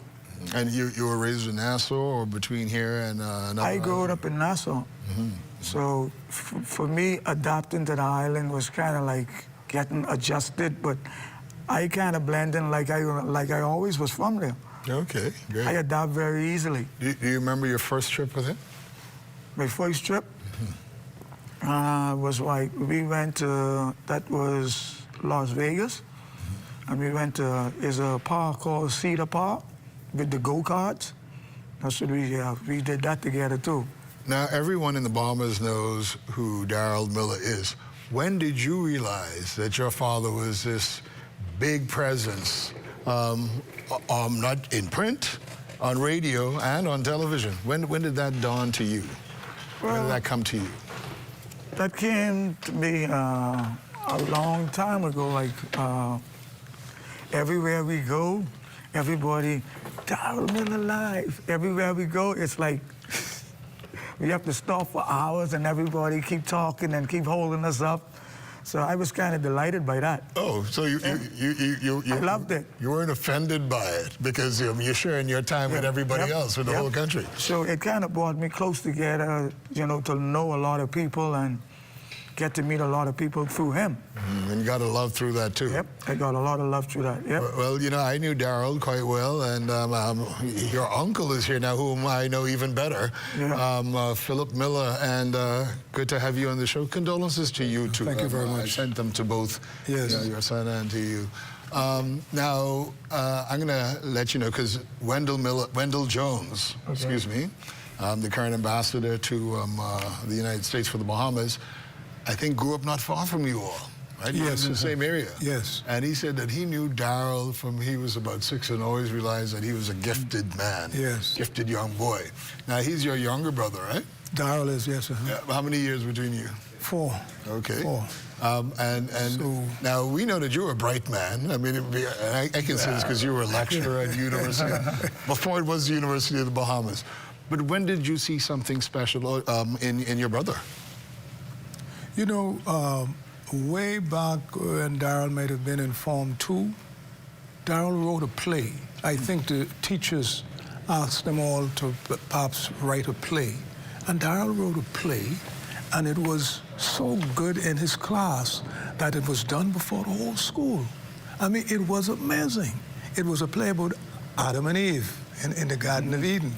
And people like Matthew Rose was the snake in that play. Oh, he actually cast the characters and everything? Yes. Oh, that's amazing. And that's when I realized he had a special talent. He had this flair. A dramatic flair. For the dramatics. Yeah. Well, you know, Darold definitely had something special about him and took this craft very seriously. Yep. What kinds of things did you share growing up as brothers? Well, Darold really was the life of the party in our house. He was the youngest one. He had all the jokes. He loved to dance. And, you know, with the older brothers, he would like to wrestle with us and fight. And he wants to bring himself out to the forefront. And he was just funny. Darold was amusing. My mother used to be very amused by his antics. Now, the family moved here from Acklands or from Crooked Island. From Crooked Island. Yeah. Okay, great. But there were a lot of Crooked Island, Acklands people in the area. In that area, right? Yes, because Jones and those were up the street. Right. And the roads were all rocky then, and so we would travel along these roads and play softball and cricket. You know, the game of cricket called Wicket for where you live in? Or you don't know about that? No, I think that's a little bit.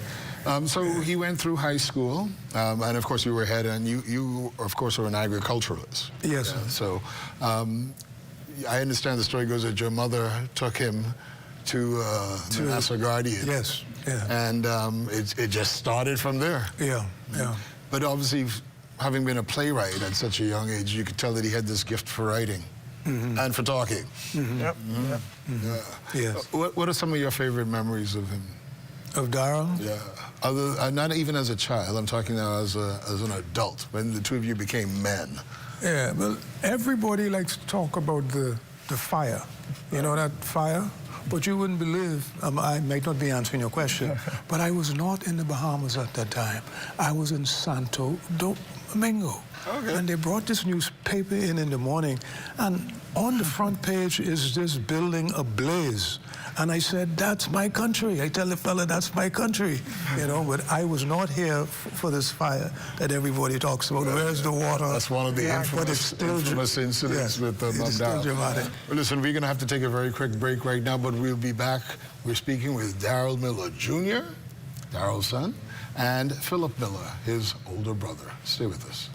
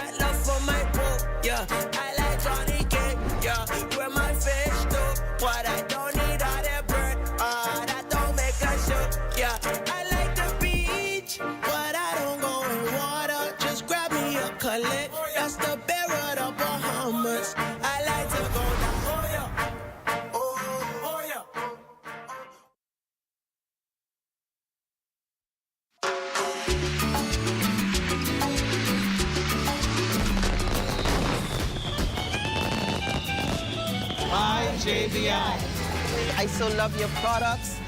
Your kidney beans, they're rich and authentic. I love the coconut taste. I love the coconut smell. I use it for my rice all the time. Every Sunday is my Sunday's product. Guess what? This is all we use. We love the pigeon peas and coconut milk. We love the red kidney beans and coconut milk. Peas and rice, that's the only thing that we use. Thank you so much for being here. I must say, out of the many products that they have, this has to be my favorite one. It's very refreshing, and it would be my first choice of drink. Try JBI.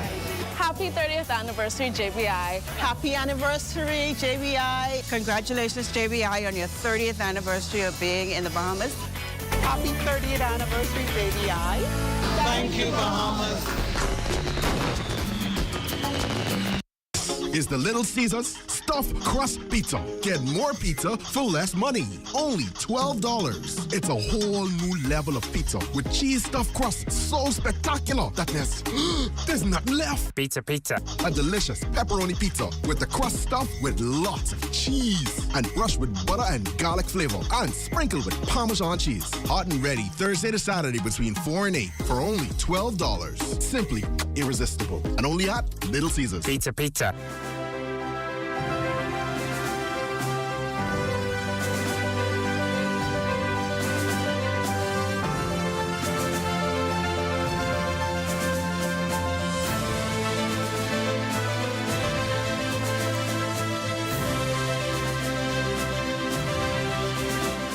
Welcome back. Of course, Darold Miller had a huge impact throughout this country in various media houses here and also in the Turks and Caicos Islands. Now, he's been here. He had a long history here at the Broadcasting Corporation of the Bahamas, and joining us is someone who knew him way back then, I guess, Carlton Smith, who is now the General Manager of IRCA. Welcome, Carlton. Thank you. Good to be here. Not under these circumstances, but it's good to be here. But I'm happy to have the opportunity to say a few words about Dara. Absolutely.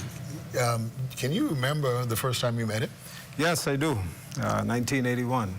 I recently joined the Broadcasting Corporation, and on a visit to Nassau, I was working in Grand Bahama at the time. I was hired in Grand Bahama. I met the great Darold Miller. So his reputation preceded it. Yes. And, they give you the lecture as part of the induction into the organization.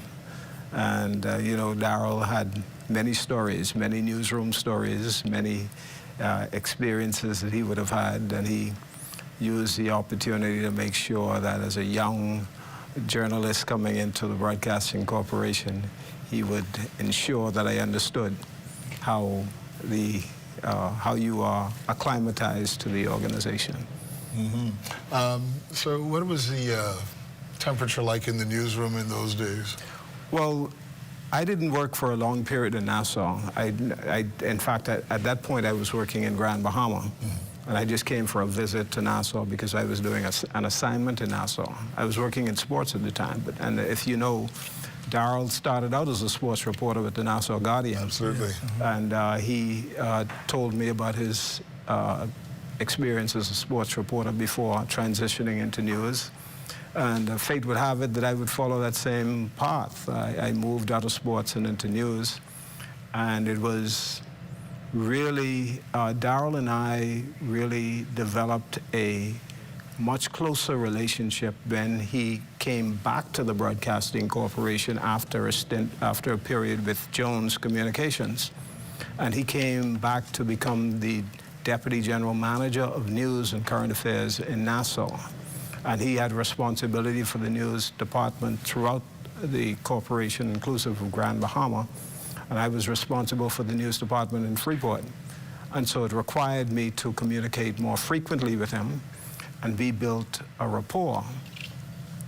So much so that in 2003, when the corporation was restructuring its leadership team, Darold was offered the position of Deputy General Manager of the Parliamentary Channel because of his comprehensive knowledge of the parliamentary system in the Bahamas, and having worked in the parliament for a period of time as a journalist, they thought that he would be the right fit because they wanted to bring live programming from the parliament, and Darold would have been probably the most knowledgeable of all the journalists at the time. And who better, who better? Right.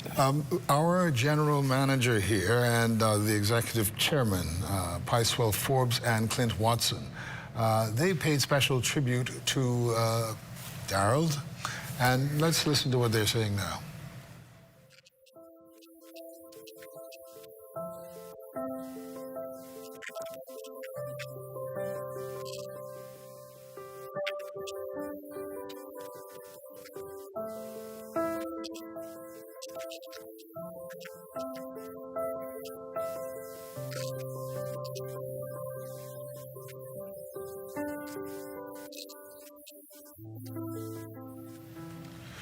We will bring those comments to you in a minute. We're having just a slight difficulty with it. When you think of broadcasters today, Carlton, right? And you think of someone like a Darold Miller, I mean, there's a big difference in the way reporting is done, the way we carry it, the whole ethic, work ethic. Speak to that for us, please. Darold was not a reporter. Darold was a journalist. Many people look at the flamboyance of Darold Miller and try to define him through that lens. Darold was probably one of the most knowledgeable, fearless journalists this country has ever had. He was not afraid to ask the difficult, challenging questions. Actually, you could expect him to ask those difficult questions. Right. And he was never disrespectful to his guests, but he made sure that he was prepared. Darold knew what the issues were in the country, and he made sure that he stayed on top of the issues, so that when the opportunity came for him to conduct his interviews, he could speak about any issue based on the knowledge that he had acquired over the years in journalism, and fully aware of what the current issues are, and to be able to contextualize that and reference the historical issues that may be related to that in any way. And so he took pride in the opportunity to educate and enlighten the Bahamian public. One of the things that I always admired about Darold Miller, you know, a lot of people look at Darold and say, Darold was this, Darold was that. Darold was a deeply spiritual man, deeply. Absolutely. Deeply spiritual man. Darold, you know, Darold's mom always said to me, Carlton, I pray for Darold every day.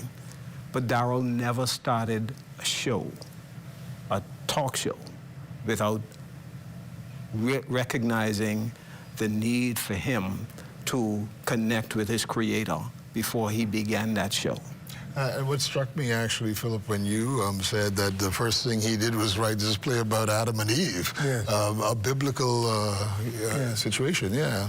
But I wanted to add to something that both of you have said about Darold not being afraid. So there I am working in the Prime Minister's office, sitting in my office doing my own business, and the staff comes in to me and they say to me, you know, Darold was working at Jones Communication. They say, Mr. Miller, you must come and hear this. The Prime Minister, which is Mr. Ingram, the Prime Minister and Darold are rowing on the radio. And I say, but they can't be rowing on the radio. They say, yes. So I get up and I go and I listen. I listen. I said, they're not rowing. They're having a great time. The Prime Minister just loves the challenge, and Darold just loves the punch. And he had the facts, and he had the facts. Yes. Yeah. That's great, What advice, and he gave lots of advice to journalists, and I remember several things about him that, you know, over the years you realize really were things that you should actually follow if you intended to reach the kind of level that he was at, right? But what advice you think he would give to younger journalists. I don't know if he actually gave much of that in his last days openly. He may have done it one-on-one, but what do you think he would tell younger journalists today, younger reporters? So let me just say this. LaDon Davis, who's one of the anchors of ZNS News now, right, was a recruit of Darold Miller. Yes, he brought her in charge in. of the parliamentary channel. I remember that. He brought her in to be a clerk in his area in the parliamentary channel. She eventually migrated into news, and the evidence is there that whatever Darold instilled in her in those formative years has now blossomed into what she has become at the Broadcasting Corporation today. Oh, you see real growth in her, yes. Of course. She has really grown, and she's come into her own, and that's because somebody gave her the opportunity. Somebody saw the talent that the potential that she had, not the talent, the potential that she had. And that was some 20 years ago. That potential gave her the opportunity to join this organization, and that somebody is Darold Miller.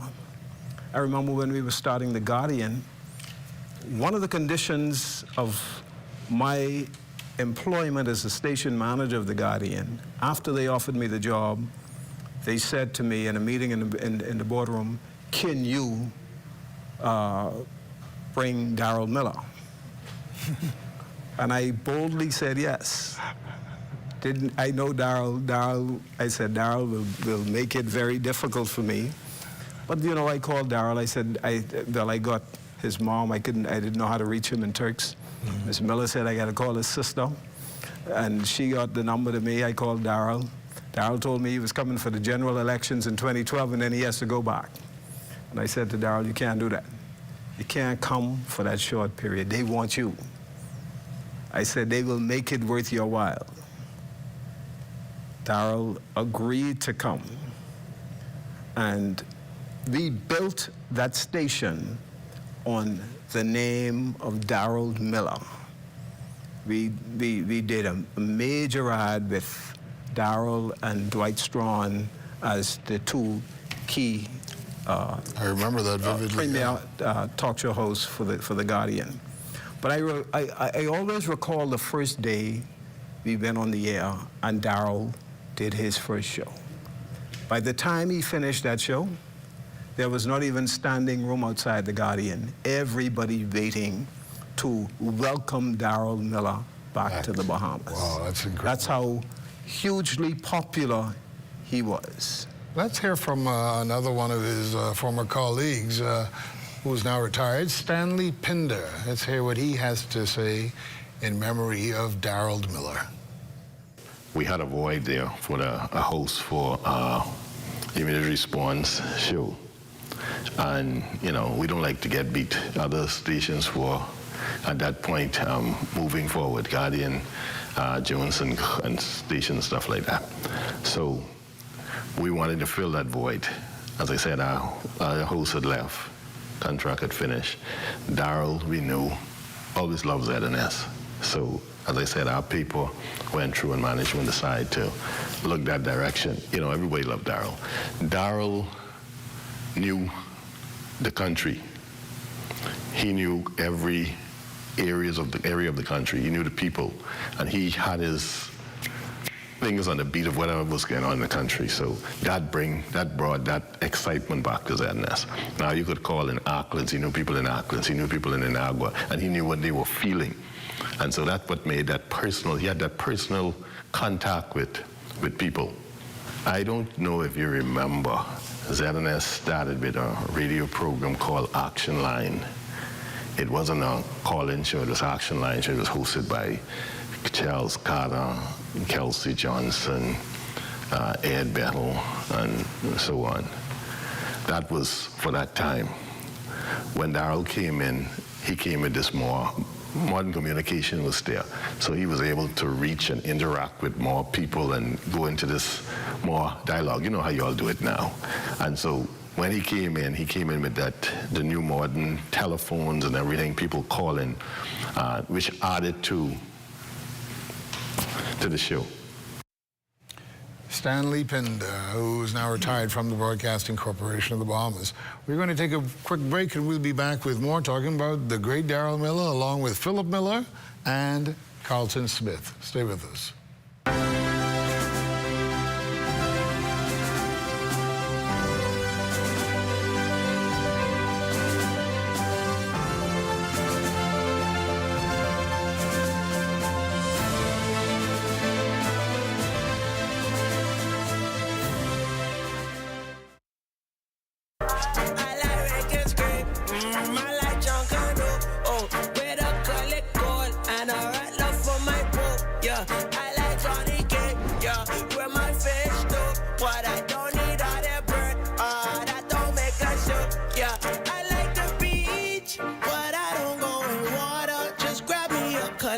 That's the bear of the Bahamas. I like to go down. Oh yeah. Hey, what's up, Mario? Hey, Dale, what's going on? Have you seen ZNS new digital platforms? No. Let me go check it out. Good day, Bahamas. I'm Devontae Hanna, and this is ZNS Digital, where we cater to your news and entertainment needs. Are you a foodie? I thought so. Then look out for Digital Bites. Shining a light on Bahamians and the good that they do, ZNS Digital is home to the Sunshine Room. Keeping up with the latest trends, our original content will keep you entertained. Yeah, that's cool. But have you seen the new website? No, I didn't see it. Let me go look. We're still your most trusted source for news and information. That's ZNS Digital? Yeah, that's ZNS Digital, the people station in your pocket.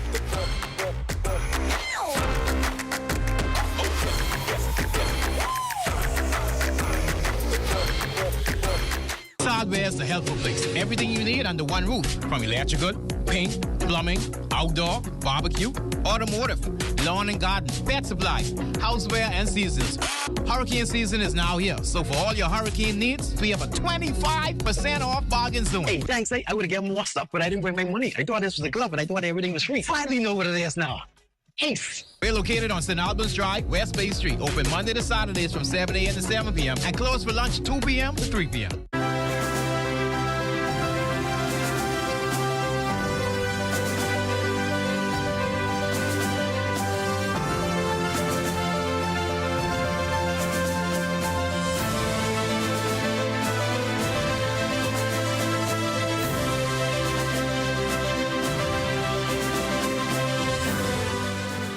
Welcome back. Darold Miller was a true mentor. He believed in encouraging younger reporters, giving them opportunities, and letting them flourish. Of course, we spoke about LaDawn Davis, but I can name a few others. Candia Dames, Tamika Lundy, several others. He gave me lots of opportunities and had confidence in me. You know, the one thing I always will remember and appreciate of him is that he says, you know, if you're going to hit this anchor desk, you need to, first of all, know this country. You need to go. So when they talk about Coburn Town, you didn't know what it is because you've been there. You know, how did you see your brother giving mentorship to others in his life beyond broadcasting? Well, I think that Darold had a natural knack for telling people everything that he knew.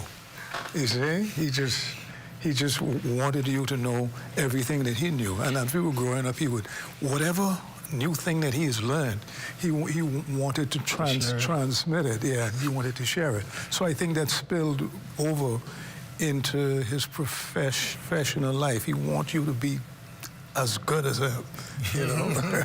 And that's a unique talent. You don't find that too often. What would you call them? Well, Darold was more than just a mentor. Darold was a friend. Darold was a friend to all of the people he mentored.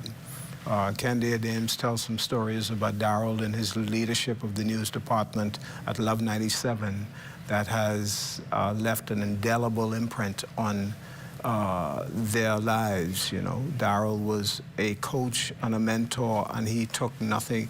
He did not accept excuses for not getting the job done. You had to have a legitimate reason for Darold, you know. And so when he came to the Broadcasting Corporation, he had the same attitude.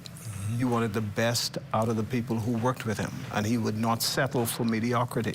That's true. Well, we're going to hear from someone who came up under his wing, and I know he is very proud of the heights to which he has reached right now, and she is Keishla Smith, who currently serves as press secretary in the office of the Prime Minister.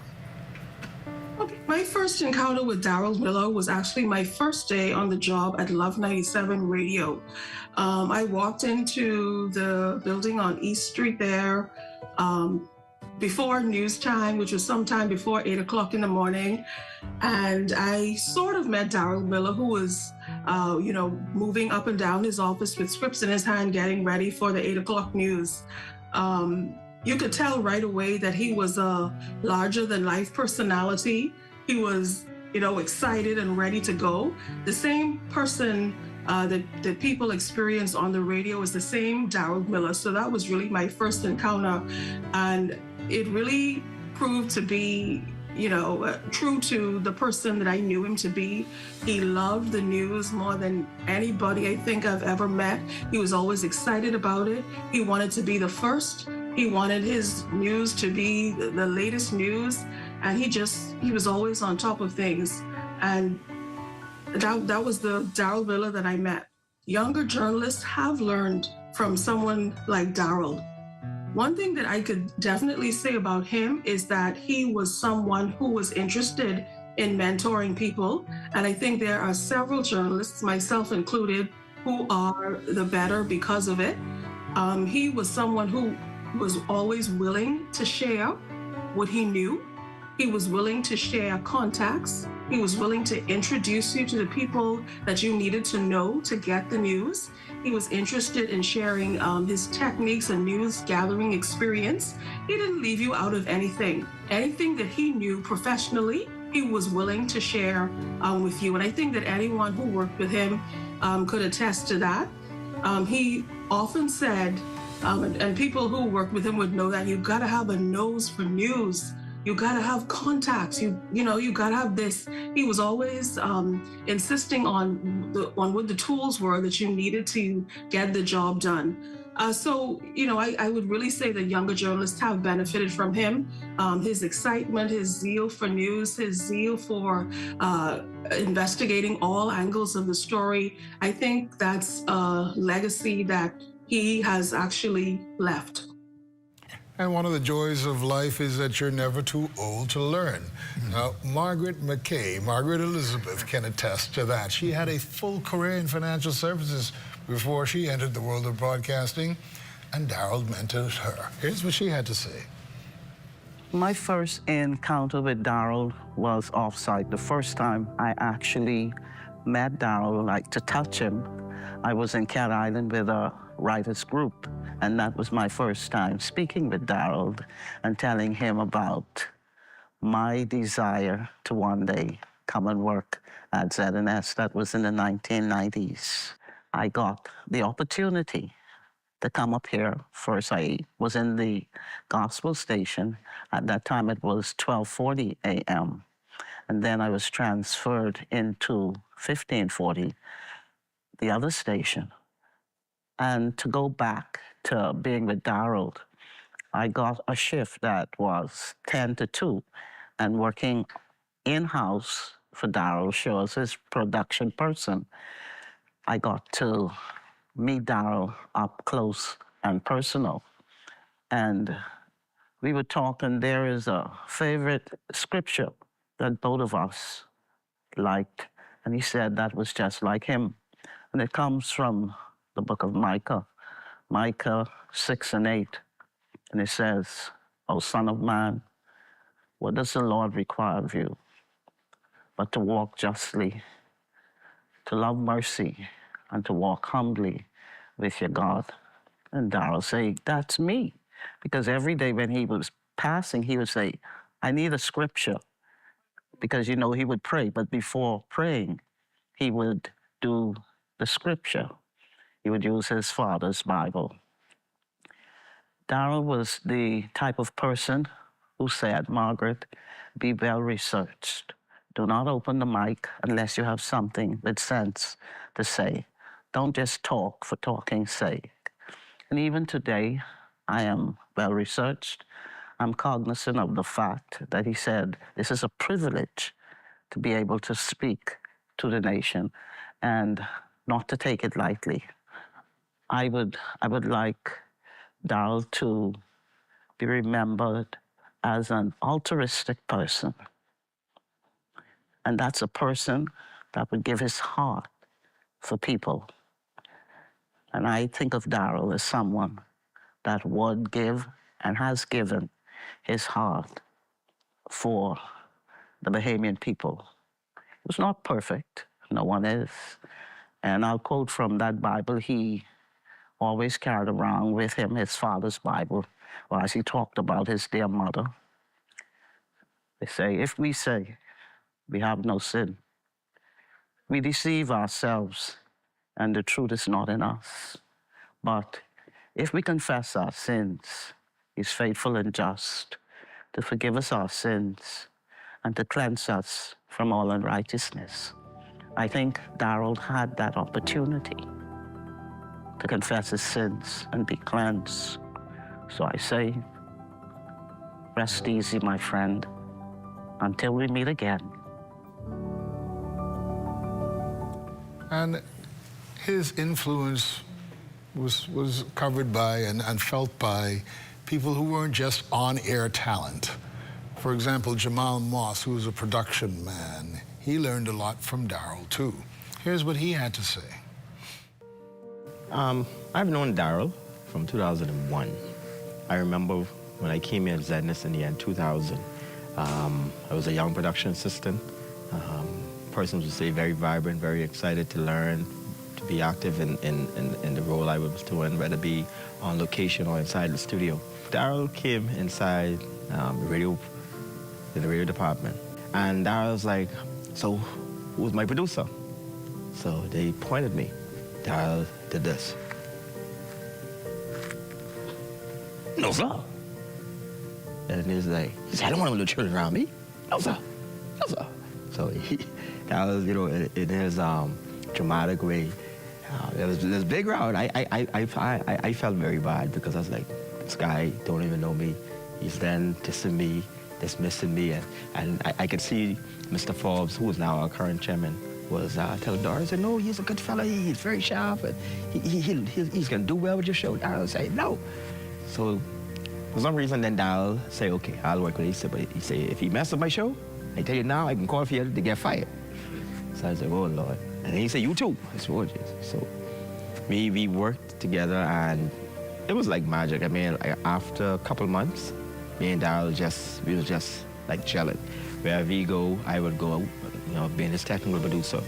And one of the things I respected about Darold is that he would expect nothing but the excellence from you. You would expect you to be focused. Always, when you go on assignment, you do your job first. And I remember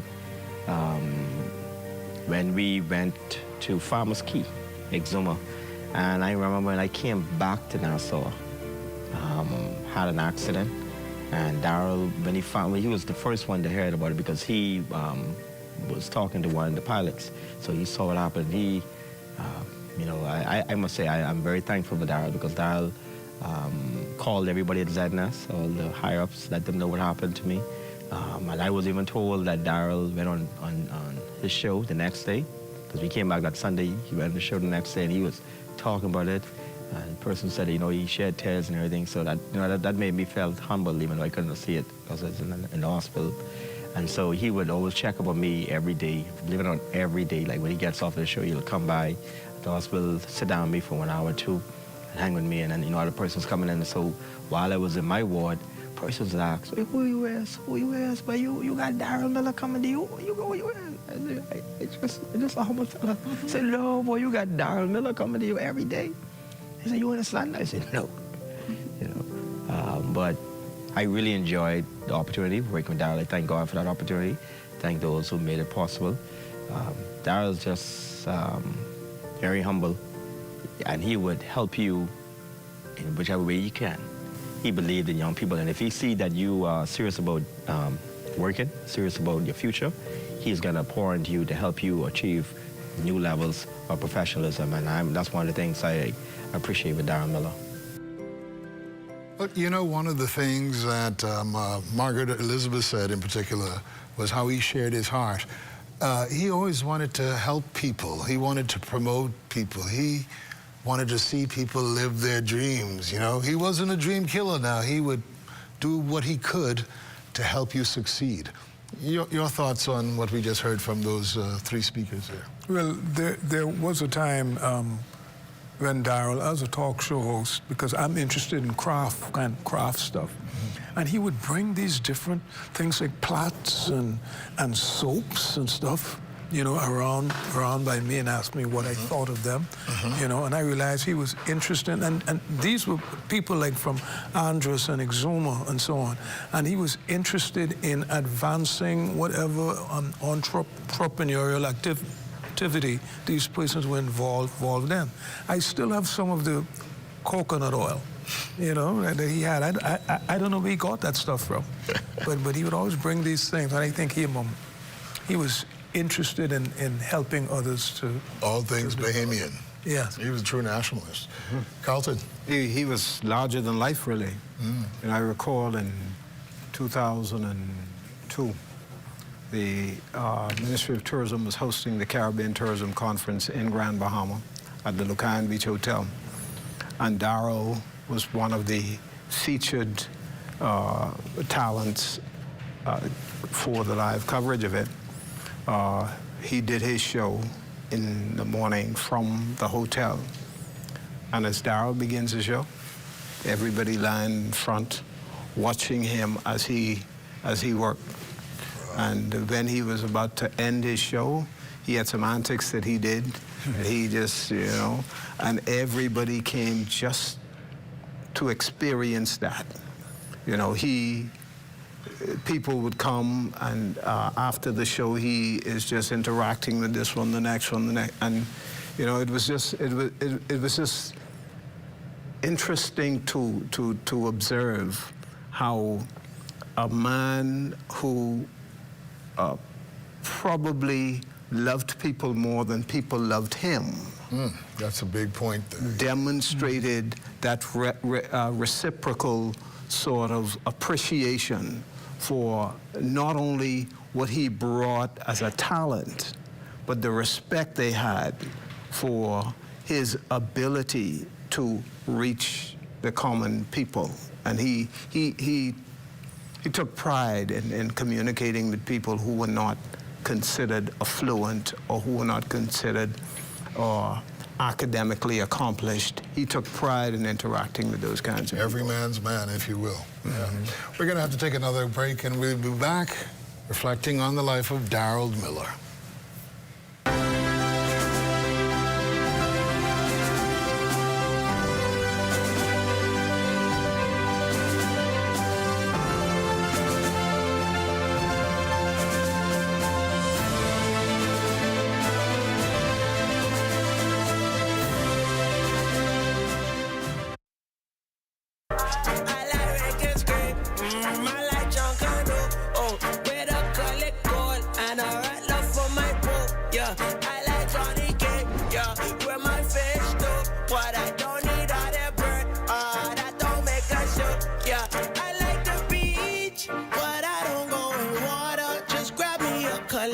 That's the bearer of the Bahamas. I like to go down.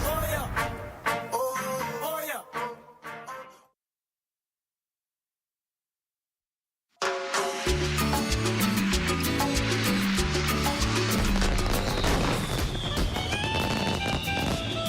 Buy JBI. We've come to appreciate the JBI product. Simply doesn't matter where they're staged or where they're located. We always realize that JBI has the best pricing and the best quality of food. In particular, my favorite is corned beef. I was a hometown boy. So if I can purchase anything, it can be this JBI corned beef, straight through. As you get a bit older, you become more discriminating and what you put in your bodies. And all of this is natural stuff. So I am happy to promote the Junkanoo Punch. I actually compared it to a couple of brands, And this is the one of choice. This one, this the can't fail brand. So. Pride JBI. Happy 30th anniversary, JBI. Happy 30th anniversary to JBI. Thank you, Bahamas. Got termites and need to get rid of them fast? Trust Rent-A-Kill Initial. With over 60 years experience in the Bahamas, the global brand, training, and expertise can't be beat. Only Rent-A-Kill Initial gives you a 3-year warranty and payment plan options on termite fumigation.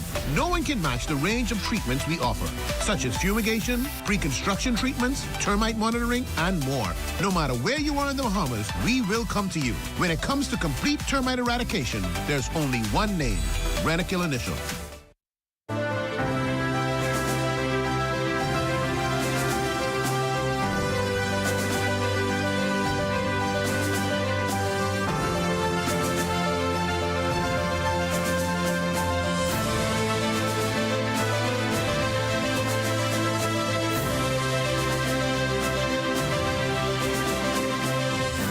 Welcome back. Just before he retired, the chairman, current executive chairman, Pice Will Forbes, and the general manager, Clint Watson, were in their respective chairs.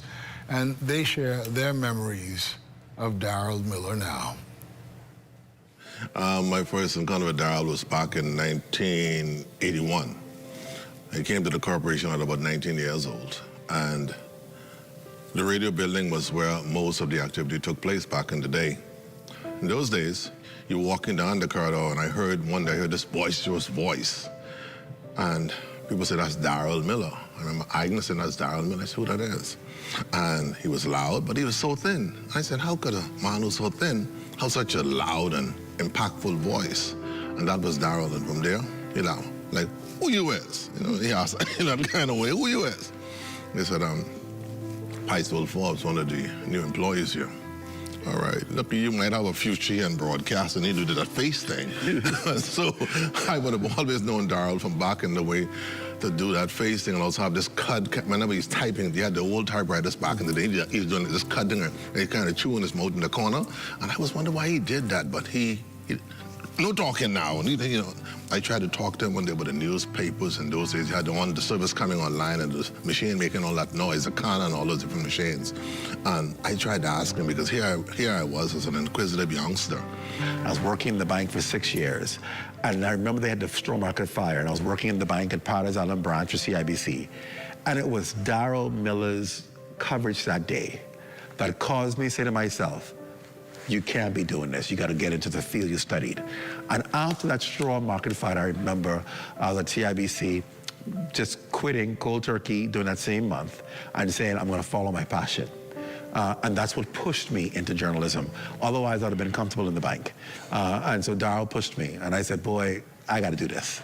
Darold was investigative, persistent, and he didn't bow to no political masters. There's nothing like saying a Darold Miller back in the day at a press conference. And I had just returned home from university.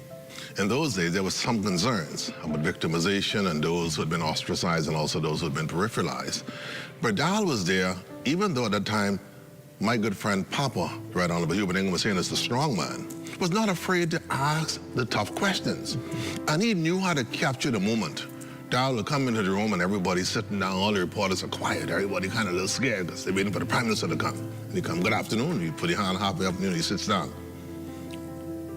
Darold said, man, you late, man. And Darold had the face. And you said, well, how in the world could Darold say that to Hubert Ingham? Well, I'm taking care of people's business. That's why I'm late. You have a question? And Darold popped the question. He always had this thirst for doing what he wants to do, a thirst for knowledge and doing his own thing. He asked that question that the average person didn't have the courage to ask. And so therefore he became the voice of our people. He wanted a society where everyone could participate. He wanted our people to feel involved in the process. He was a special kind of person, and we'll miss him because he brought the Family Island people, those who couldn't speak for themselves once again, the Miss Kelly and Mangrove Key, or Gordy Gray and Williamstown Exuma, or the late Bertram Brown and Black Point Exuma. He spoke for them. So he was kind of, as a journalist for me, coming into the ZNS newsroom, and he was on radio, somebody that I looked at from his career and said, okay, this is somebody who's bold, in your face, not afraid. So I took pages out of his book to kind of craft my career as a broadcaster. We're gonna miss him a whole lot here at the corporation.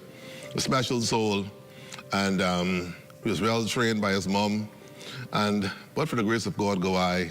He was not a perfect being, but he was a good vessel who took the Bahamas to another level through the many difficult moments in our society's growth and development. Someone else who has some very good memories to share about his experiences with Darold Miller, Andrew Burrows. Here's I met Darold Miller at a very critical time in his life. I had met him casually before, but like really met him and got to know him where he knew who I was during his trial, his situation at the other radio station. And he had a stall at Arawaki, and I used to go there occasionally, and if he was there, you know, I'd order something and then we'd sit and talk. And even then, like, you could tell that the type of person that Darold was. He was trying to do everything. But we built up a rapport that lasted up until about a week before he actually died. Stanley Pinder was assigned the task of bringing Darold back to ZNS. And Stanley asked me to help in that process because he knew that I had a relationship with Darold. And also because of the arrangement that I had made with Sir Charles Carter when I was on his radio station, we were going to make a new kind of deal for Darold Miller because Darold Miller was coming back as the owner of his show, and he didn't want to be an employee. He wanted to be a partner. So we went through, talked to Darold, got Darold to come into the building, and then negotiated a contract for Darold Miller Live. And Darold trusted me to have his best interests, even though I was sitting on the opposite side of the table. So we had that kind of relationship. So I was brought in to help bring Darold back. And then in return, Darold wanted me to direct the promo that would play for his return. And I had the idea of him going to Guardian Radio and walking out of Guardian Radio and walking into ZNS. And because of his relationship with the people at Guardian Radio, many of whom were with him at Love 97, he didn't want to do that. So he decided, let's go to Baha Mar. It's being built. There's nothing at stake here. He can just do his thing and say the same stuff that he says. And he did it, nailed it in one take, right? But that was Darold. When Darold quit ZNS the second time, that day, it went viral. Everybody was sharing this clip of Darold Miller walking off the air. And Darold called me, well, a couple of days later, and told me he quit and he needed to go to Andros and he needed some help. And he came and you know, we did what we did, and he got to Andros and did his thing. And I remember him saying he doesn't know when it's gonna happen, but he wanted us to work together on something. And as fate would have it, I was asked to produce a private broadcast during the elections, and Darold would be the host. And one thing that Darold wanted was, if he was ever going to be directly involved with anything that was political, that his position was not a subject or a topic, that he would be neutral in his role, and he did not want his journalistic integrity compromised, even if it was for a political party. And we kind of struck that balance. So that was the kind of relationship we had, and he trusted me.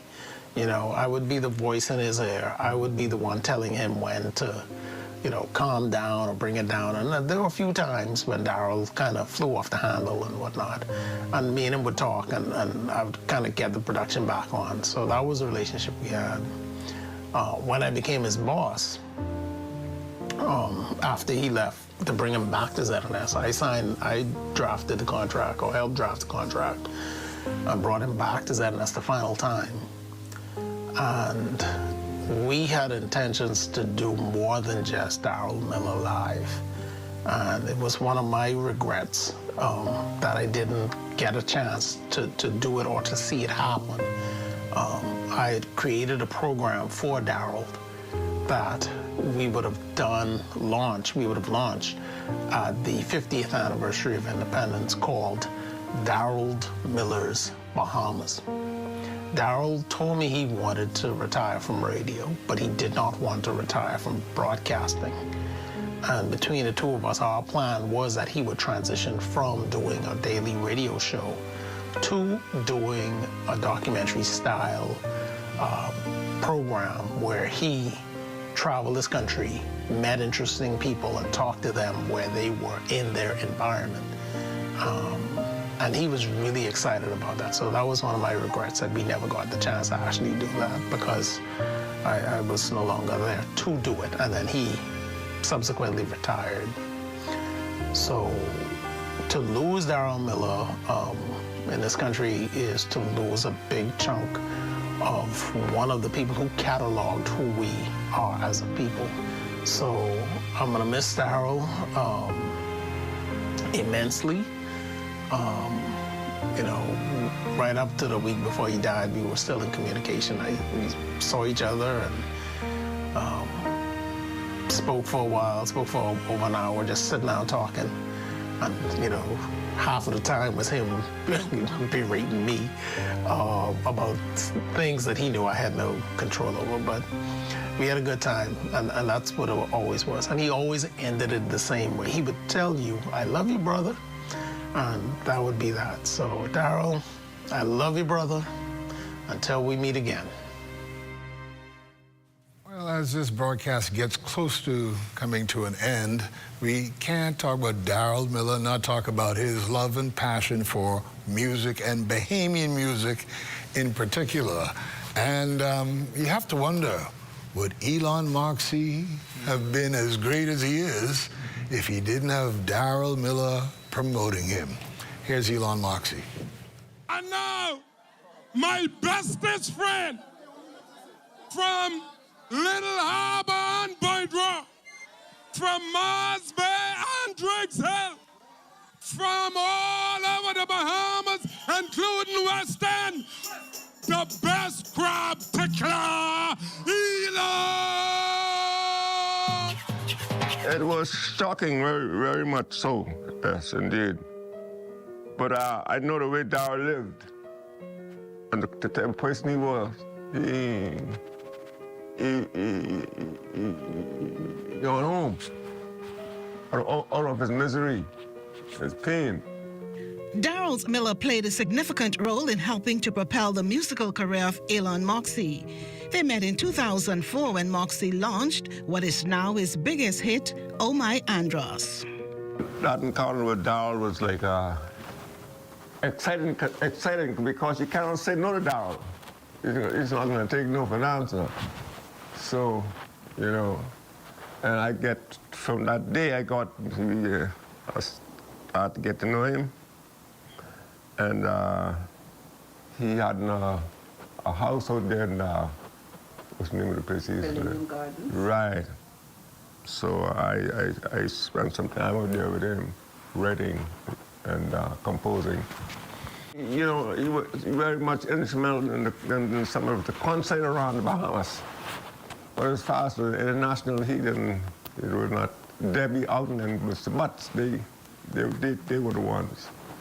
But Darold would make sure those concerts were going here. You know, he would get me on a lot of shows and so forth, et cetera, et cetera. You know. Like I say, he's a happy fella. He was always a happy fella, you know. I've never seen Darold on a sad day, not yet. Not one time I've seen him sad. What is one of your most notable memories of Darold Miller? What stands out about Darol's life, I recall one time I was at the airport, and he had a friend with us coming in from somewhere, or whatever. So he called me. He knew that I was at the airport going into Honduras. So he said, "Cap, you got any money?" I said, "Well, a bit." He said, "I got a friend coming to you. I want you to give him something for me." So, indeed, the guy came to me. I gave the guy $100. Cap called me back. "That's all you could give him?" I said, "Let's have a bug waiting me." I'll tell you fellas, you're always looking for somebody. Always want to help somebody. Always. He'll take his shit off his back and give it to you. That's the Darold Miller. I know. Well, that was a great friendship indeed, Elon and Darold. Now, as we get ready to close, I'm going to start with you, Carlton, if you can say some final thoughts about Darold Miller as we bring Darold Miller Day at the Broadcasting Corporation to an end. Let me first congratulate the Broadcasting Corporation for seeing the wisdom in honoring Darold in such a significant way.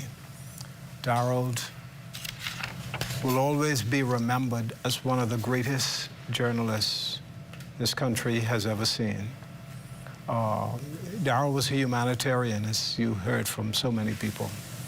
You know, Darold was the reason that I got a promotion into executive management in the Broadcasting Corporation. Darold was the reason that Guardian Radio, that I was hired to launch, was a success. Darold Miller was more than just a colleague and a friend. Darold and I maintained our relationship up to his shocking, the shocking discovery of his unexpected passing. Darold lived for a period in Parkgate Road, and he would call me and he would say, "Carlton, I need you to come by and talk," you know. But I never expected that at this juncture that I'd be saying farewell to another close friend and colleague. I will definitely miss Darold. We worked very closely together for a period of time when we both seized an opportunity to demonstrate that working collaboratively, we can challenge the established broadcast entities and become one of the more recognizable broadcast entities in this country. I'm going to miss Darold Miller. Yeah. He is Philip, a wonderful person. If we can hear some words from you, please, as we prepare to say goodbye tomorrow. Well, briefly, during this whole month, really, I've been hearing so many good things about Darold. People have said so many good things. I didn't realize that my brother was really the celebrity that he is. But what it points out to me is that people say how Darold contributed to their development, and I think people, the Bahamian people, responded to him, and that contributed to his development. So there he was, giving of himself and taking sustenance back in. And if the people of the Bahamas did not respond to him in a certain way, Darold would have never been what he was, the way you all responded to him. And I just like to say that I am just honored to say to anybody that my claim to fame is I'm Darold Miller's brother. Well, I'll tell you this. I am grateful to Darold Miller for having faith, trust, and confidence in me. We worked together on quite a few broadcasts, and I even did sat in for him in immediate response once or twice, which was very daunting because, you know, you just got to do it your own way. You can't do it Darold Miller's way. But I will share this with everyone. The last time I saw Darold was about 2 or 3 months ago, and it was at that same business establishment he had at Arawak Key. And it was a great night. He was in great spirits. It was a lot of love, a lot of laughter, and just a happy time. And that's how I'm going to remember him. Now, this is the end of Darold Miller Day, but tomorrow is his funeral, which will be held at the Bahamas Face Ministries, and it will be broadcast live on the ZNS radio network, and we ask that you tune in. It starts at 11 o'clock. I'm Julian Reed on behalf of all of the team here at the Broadcasting Corporation. Good night.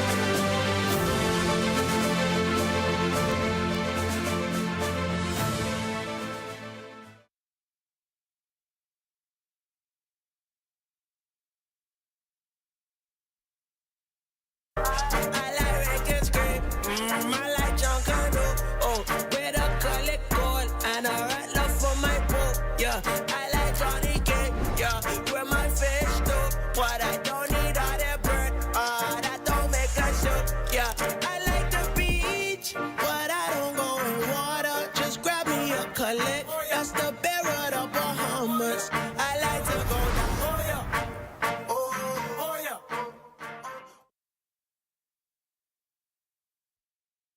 yeah. At the Broadcasting Corporation of the Bahamas, I'm Clint Watson, and this is ZNS.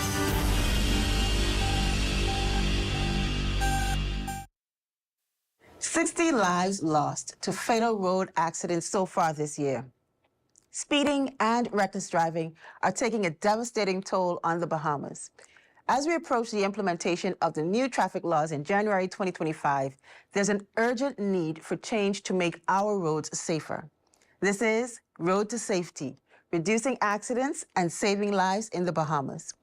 Join us as we explore practical tips for drivers, discuss the far-reaching consequences of serious accidents, and break down what the upcoming regulations mean for all road users. Keep watching. A brand new episode of You and Your Money starts now. You and Your Money is brought to you by Sun Oil, Leno, CG Atlantic, Focall, and the Deposit Insurance Corporation. Welcome to You and Your Money, everyone. Joining us today to talk about the impact of speed and why slowing down can save lives are ASP Demetria Capron and Inspector Greenslade from the Royal Bahamas Police Force Police Traffic Division. ASP Capron and Inspector Greenslade, welcome to the show. It's a pleasure to be here. Thanks for having me. Now, ASP Capron, how significant is speeding as a factor in the recent increase in fatal accidents, and what statistics highlight its impact on road safety? Speed is a major factor in most all accidents, but especially in the uptick in serious and fatal accidents. It just seems as though persons just love the speed. They don't leave home in a timely fashion, and so they have the speed to get where they go. Persons feel like speed thrills, but we have to understand that it also kills. And so we don't have persons that are regularly obeying the posted speed limit signs, and so it's a major factor. Almost 90% of accidents, speed is a major factor in.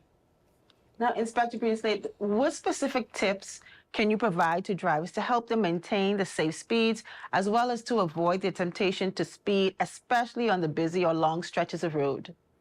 But like we always say at the traffic division, you want to drive to arrive alive. What that means is that being late for any particular event, job, appointment, is not worth your life or potentially the life of your passengers. We also like to encourage persons to look at the reason that you're speeding. Is it because you're late for work? Whether you speed or not, you're still going to be late. Is it that you have an emergency? There's emergency medical services. You can actually even call 919 and inform the police that you have an emergency, and you will be intercepted by a police vehicle and escorted to the hospital, as we do pretty commonly. Are you trying to impress someone that's a passenger in your vehicle? Definitely not worth your life. And we'd also encourage members of the public to not only drive for themselves, but drive for the other persons. It may not be you that's injured. It may be a child that's walking across the street. It may be another motorist whose vehicle you struck, and the injuries you inflict may be fatal, and now that's something that you have to live with on your conscience for the rest of your life. So before you speed, think about the reason that you're speeding, and ask yourself, is it really worth it? Well, definitely it's food for thought, and even having to consider the options that's available in terms of getting assistance if there's a need for an emergency. Now, ASP Capron, how does speeding affect a driver's reaction time and the severity of injuries in the event of an accident? Speeding greatly affects a driver's reaction time because they have no time to react. The fast pace that they are going does not allow them to press brakes or to do a maneuver in order to avoid an accident. It actually increases the severity of injury, of major damage to the vehicle, increases the chances of it being a serious or fatal accident. It's simple. If you're driving slower, the impact between two vehicles will be less. But when you're speeding, it's going to be a lot of damage, it's going to be some injuries, and it's going to increase the likelihood of severity of injuries. And that's why we're asking persons to please just simply slow down. There's no place that's that important that you have to rush to go. Now, Inspector Greenslade, what role does the law enforcement play in monitoring speed limits, and are there any new strategies being implemented to curb the speeding on the roads? So at the traffic division, we've taken a three-pronged approach in curbing the speeding problems that we've been having lately. Firstly, what we've been doing is educating the public generally. You'll see us at major intersections. You'll see us at side streets, speaking with drivers, answering any questions that they may have, sometimes issuing pamphlets, and trying to inform them the best we can. Secondly, we've been going to schools. ASP Capron has been leading teams going to various government and private schools, educating the future drivers. So we're focusing on the present, we're focusing on the future, and ensuring that all Bahamian motorists understand their role as a motorist and as a member of this country. Lastly, we've been focusing on enforcement as well. Any complaints that we get in regards to a specific highway, side street, main road, anywhere that persons are making illegal U-turns or running the red light, speeding up on the amber light, or doing anything that's jeopardizing the safety of other road users, we'll address it. We do random speed checks, we do random road checks. We try not to be predictable. You will see us out sometimes at 4 a.m. in the morning, sometimes at 4 p.m. in the afternoon. So we're constantly on the streets, we're constantly addressing the speeding issue, showing that persons are aware of what they're doing and ensuring that they're being penalized if they're doing so, and just throwing caution to the wind. I definitely want to commend you for, for taking the proactive approach in terms of, especially with dealing with the schools, the future road users. It's definitely commendable. Now, ASP Capron, how will the upcoming traffic law amendments address the issues related to speed, and what penalties will be introduced to deter the dangerous driving behaviors? Well, with the new amended laws expected to take place January the 1st, 2025, it allows that if your car is not licensed and your car is not insured, that the police has the power to have your vehicle towed. Now, we know that police presence on the road automatically causes persons to slow down, put on their seatbelt. They start to automatically, if they are not already adhering to the road traffic regulations, they automatically start to do that with the police presence on the road. And so we know that in January, when persons will now see the tow truck on the road and they see the police officers, they will not want their vehicle to be towed, and so that is going to help us tremendously in having persons to slow down on the road, and this will help reduce accidents. This will help reduce persons getting their tickets or getting cited for the various offenses. Well, ASB Dimitri Capron and Inspector Christoph Greenslade, we have to take a quick break, and when we return, we're going to look at understanding the consequences, the aftermath of serious accidents. This is You and Your Money. We'll be right back. Kids, let's go! Sean, what are you doing? I solved it. We'll buy our life insurance policy from this company and then go over here and get our home insurance. Then get our motor policy from right over here. Or we could just get it all with CG Atlantic. Save a lot of money and effort. They do it all? Even pensions? Even pensions. We're like a husband that doesn't overcomplicate everything. CG Atlantic. Good like that. Focall Holdings Limited is proud of its consistent growth and the financial success it continues to bring to many Bahamians who invest in the company. Focall is committed to ensuring optimal financial performance for its shareholders. Focall's leadership remains focused on superior customer service and operational excellence across all sectors. Focall, fueling growth for people. Hi, Kevin. How can I help you? Is it true this institution isn't doing too well? Should I move my money since I have a business and personal savings account? Don't worry about the gossip. Banks are regulated, so the chances of this institution failing is slim, and your deposit accounts are protected. We are members of the Deposit Insurance Corporation, so your deposits are protected up to a maximum of $50,000. What if I have more? My business account has a little over $100,000 in it. Will I get my remaining funds if the bank fails? Yes, through the process of liquidation, which is when the bank's assets are sold over time to repay its creditors, like yourself. Well, I learned something new today. My advice is to diversify your financial portfolio across different account types, different member banks, and credit unions. Help us to protect you by protecting yourself. To learn more, visit our website, dic.bs, for more information. Protect the things that really matter to you. Shield Insurance is the insurance company that grows with you to meet your insurance needs through this beautiful adventure we call life. From automobile to home to life and health, boat, liability, construction, and business insurance. Shield has affordable policies, flexible options, friendly service, and the expertise to protect your hard-earned assets. Don't take a chance. Put it in our hands at Shield Insurance. Welcome back to You and Your Money, everyone.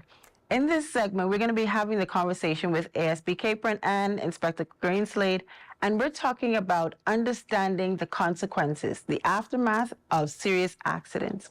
Now, ASB Capron, what are some of the most common long-term effects that serious accidents have on victims as well as their families, particularly in terms of physical recovery and financial stability? Okay, so I want to break that down into two different parts. The first part is automatically from your inner accident, there is damage to your vehicle. And so your vehicle is down. It may take some time to get the police report. That's provided that the person, if you're in the right or the wrong of the accident, if it takes a while for the insurance to kick in. So you're out of a vehicle. You have no way to get to work. That's if there's no injury involved in the accident.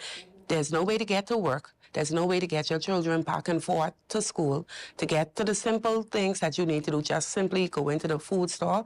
Everything is an inconvenience because your vehicle is down. Then now we move on to the injury part of it. Any amount of injury keeps you out of work. And sometimes when you're out of work, you're not getting paid. And so that's a financial strain on your family who is accustomed to a certain standard of life. And so that's just a broken leg. A broken leg could have you off anywhere from 6 to 9 months. But even more serious injury, now your family has to now come in and take care of you with limited funds, because your funds are limited, with no ride to get you back and forth to the doctor until either the vehicle is fixed, repaired, or replaced. And so these are some of the common long-term. And so that's why we're asking persons to drive for yourself and also drive for other road users, because sometimes you may have the right of way, but the time it takes to get your vehicle repaired or to get your family back on their feet financially, it sometimes is simply not worth it. Now, Inspector Greenslade, how can a lack of insurance coverage worsen the impact of a serious accident? And What steps can motorists take to ensure that they have adequate coverage? So it can worsen the effects for a number of reasons. Firstly, it's actually unlawful to drive without valid insurance, at least third-party insurance coverage. And therefore, if you're involved in an accident, it's found that you did not have third-party coverage or greater, you can actually be charged with driving a motor vehicle while not being covered on insurance. So you get an additional charge after the accident on top of driving out due care and attention or dangerous and reckless driving or whatever other charge there was if you were found at fault for that accident. Also in regards to finances, it's going to cause much more of a financial burden on the driver because let's say you're not paying attention, you're texting on your phone, and in stop-and-go traffic you rear-end a Chevy Suburban that happens to be a livery vehicle. No insurance to cover, you may find yourself spending now $70,000 or more, depending on the year that vehicle is, the quality of the vehicle, where it was purchased from, the quotes. So you may find yourself in a deep financial hole. It's also the inconvenience of not having a vehicle at that time. You may find yourself paying for that person to be renting a vehicle or potentially paying for the person that you struck to be driving an SD.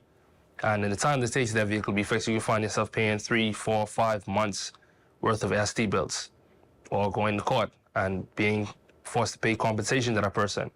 So not being covered by insurance leaves you in a really bad spot financially, in view of the law, and it's definitely very important for persons to ensure that their vehicle is covered at least with third-party insurance. We have a great number of insurance companies here in Nassau, Bahamas. You can call around, you can drive around, you can find the different prices, the different packages that are offered. In my experience, the insurance agents have been very, very helpful.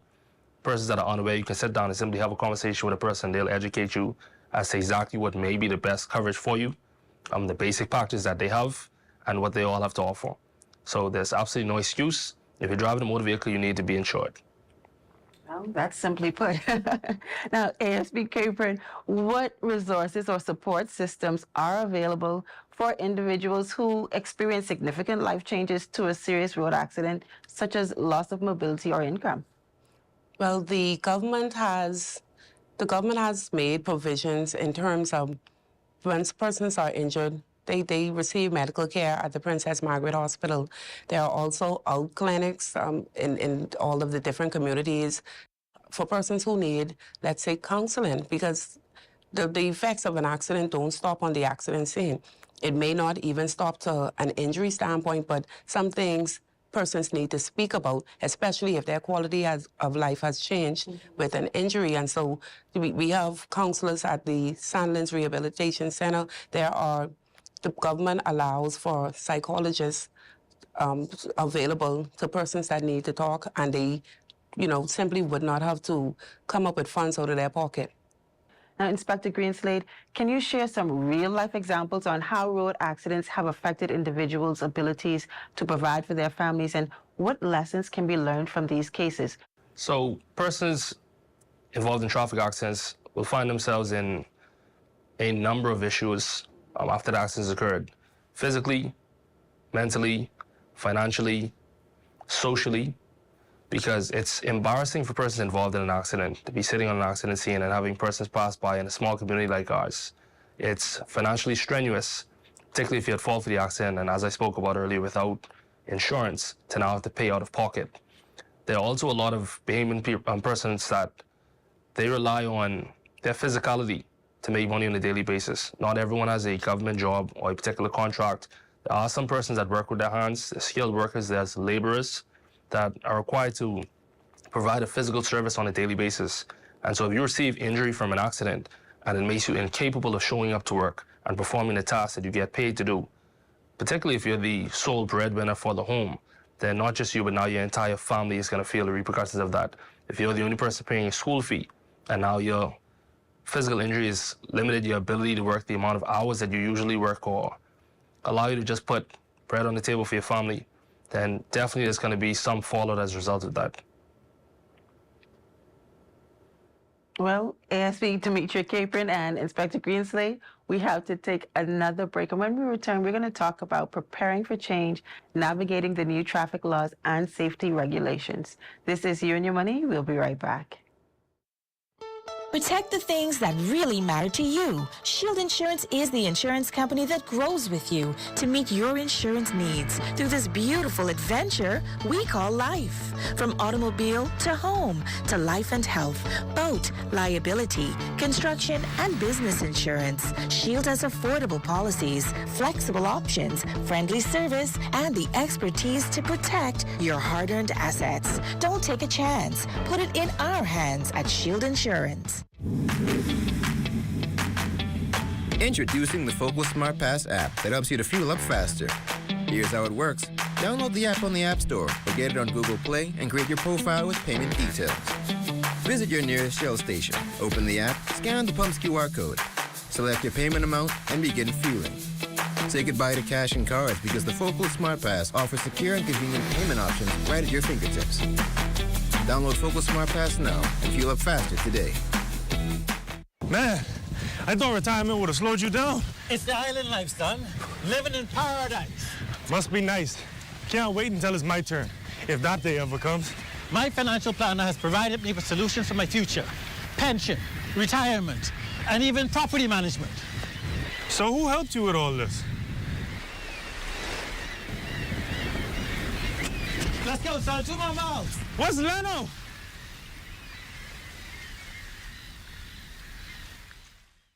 Remind me to renew my insurance before I leave. Just do it online with CG. Remember when my week-long vacation became a month-long excursion? Yeah, we ended up stuck in Saskatchewan, and I lived off the land for a month. Turns out I'm a natural-born ice fisher. Anyway, I renewed my insurance online. You never know. An online portal that's convenient and simple. CG Atlantic. Good like that. Well, welcome back to You and Your Money. ASP Capron and Inspector Greenslade from the Royal Bahamas Police Force, they're still here with us. In this segment, I want us to talk about preparing for change, navigating the new traffic laws and safety regulations. ASP Capron, what are the key changes in the new traffic laws taking effect on January 1st, 2025, and how will they impact motorists in the road safety aspect in the Bahamas? There are a lot of changes to be made in this that are going to take effect in this new amended law. Now, one thing that I do want to highlight is that in this amended law, once you have sometimes when you go to the insurance company, not everyone can afford to pay all of the insurance fees up front. And so the insurance allows for you to do a payment plan, maybe pay half, and then over a monthly period, you continue to pay. But when persons do not continue to meet that obligation, the insurers have the right to cancel your policy once you have not met just your part of it by continuing your payments. And so the insurance company now has an obligation to inform the road traffic department that your insurance is canceled, and the road traffic department has an obligation to inform the commissioner of police. And so one of the things that comes out of that in the amended laws is that if the insurance company does not inform the road traffic, the insurance company is liable to a fine of up to no less than $5,000. If a person, knowing that their insurance policy, because they're riding around, they already have the policy with them, and they produce it, let's say they're involved in an accident, they produce this insurance certificate, or they produce it during a traffic check to avoid getting a ticket, knowing that the policy has been canceled, they are liable to a fine no less than $2,500. Another amendment is if a person is driving on the road, they're stopped by the police, their car is not licensed and insured, as we mentioned before, it gives the police the automatic right to have your vehicle towed. Your vehicle will be towed to a compound. The penalty for not having your vehicle license is $250. Not having it insured is $250. So it's $500. Your vehicle will be towed. You have to pay a towing fee somewhere around $150. So now we're to $650. And then the law allows that only the commissioner can release that vehicle, and you have to pay a fine of $300 on top of that. So we're to almost $1,000, when in actuality, a mature driver can get third-party risk insurance for about $350, and to license it is $195. So you're less than about $550, as opposed to paying almost $1,000. And if you still do not get your vehicle right for the road, next week you may end up paying the $1,000 again. So these are some of the things that we want persons to keep in mind moving forward into this new amended law, January the 1st, 2025. Now, Inspector Greenslade, how will It's a Traffic Affairs Symposium help to educate the public and stakeholders about the upcoming amendments, and what can attendees expect to learn? So the upcoming symposium is going to be held on the 27th of November between the hours of 9 a.m. to 2 p.m. at the Police College.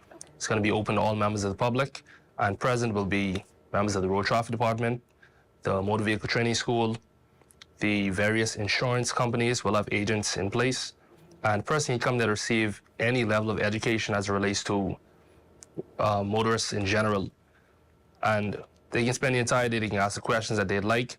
They'll have the relevant personnel and authority, and any queries, comments, suggestions that they might have will be well received. What we're looking to do is to truly partnership with the citizens of the Bahamas. We're noticing that no law enforcement worldwide is of any value without the support of the public. And so what we like to achieve is that we're going to educate Bahamians not only on the traffic laws and their responsibility as drivers, but also the power that each Bahamian citizen has. The average Bahamian citizen does not realize how much they can change the community by simply passing relevant information, in some cases making a complaint, and in other cases just making law enforcement aware. If you notice that the traffic light is out, that's something you should report that could prevent an accident. If you notice drivers on a particular intersection constantly running the light, constantly making U-turns, constantly doing something adverse or contrary to the law, that's something to report. If you notice a driver driving in a very dangerous and reckless manner, endangering the general public, you can record their license plate, contact the police. If you notice that there's a particular intersection where persons are just genuinely confused as to whether or not the street merges from the right, merges from the left, potentially the markings or striping in the street may have faded due to the elements. There may not be a sign posted because some unscrupulous person may have removed it. Maybe some natural disaster may have caused it to be damaged. Maybe some accident may have caused it to be damaged. But these are the things that you, as a member of the public, can report to the relevant authorities that may cause another person's life to be saved, and that will actually just enable traffic to flow more smoothly, which we would all like in this great city of Nassau, and will benefit all Bahamian citizens.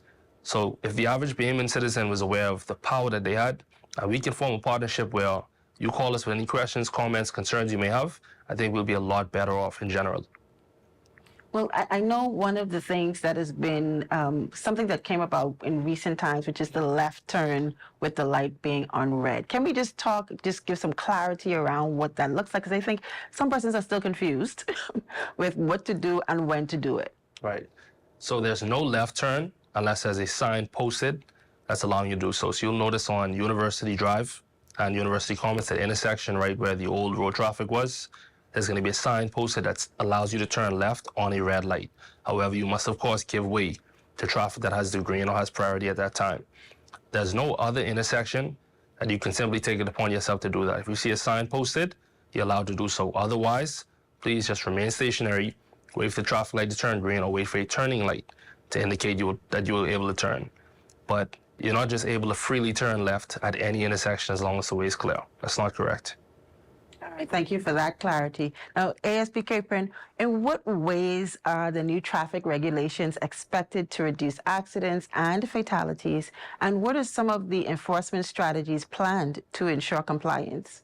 At the traffic division, we do operations almost on a daily basis. There is no day that passes that we are not on the road safeguarding members of the public, because once we have our presence there, we are actually safeguarding members of the public, drivers, the pedestrians, the motorcyclists. And so the operations will continue. It will not stop. In fact, it will increase, especially coming into these Christmas months coming up ahead. We know that towards the end of the year, a lot more persons doing a lot of hustle and bustle trying to purchase Christmas gifts and the likes of it. And so for that, you're going to see an increased presence of the traffic division out there conducting operations. Operations will continue. The amended traffic laws, as we said, while it will help to reduce serious and fatal accidents, it will ensure that a lot more persons get their vehicles licensed and insured. And that insurance will be a safety net for once persons are involved in an accident. And if there are injuries, serious,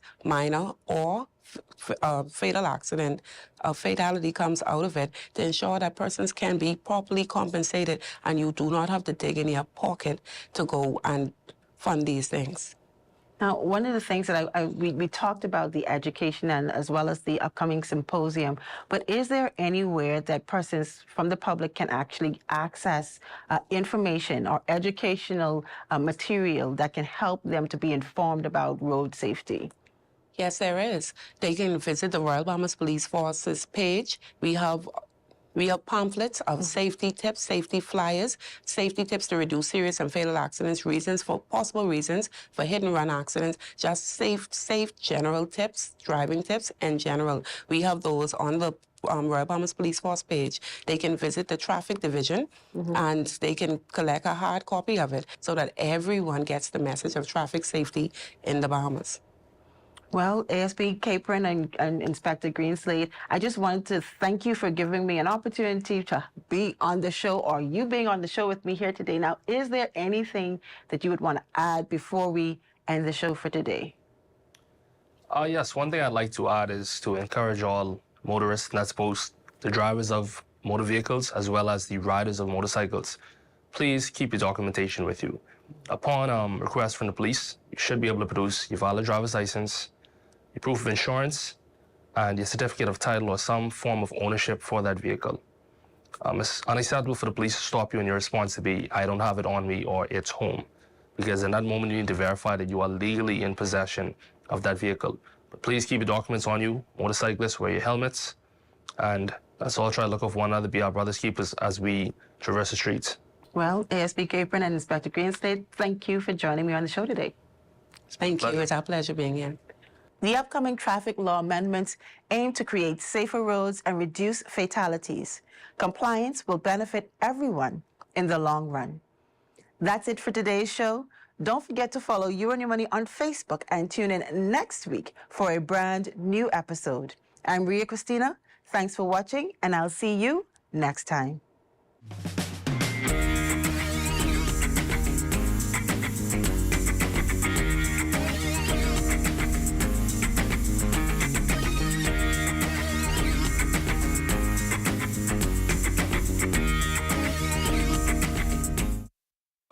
At Darold 1, I'm Ted Jervis, and this is ZNS.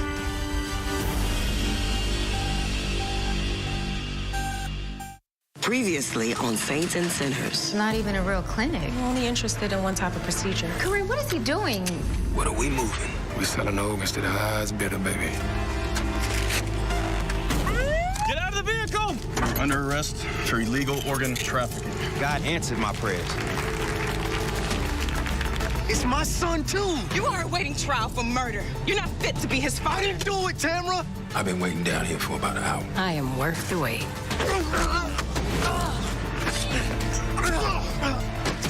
I know you need a job, and I know I'm offering you one. You better hold on to that smile as long as you can. I'ma smack it right off your punk face.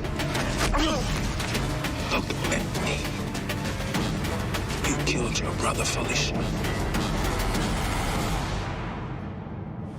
Rex, I don't know what game you're trying to play. There are no games, Felicia. Let's look at it again.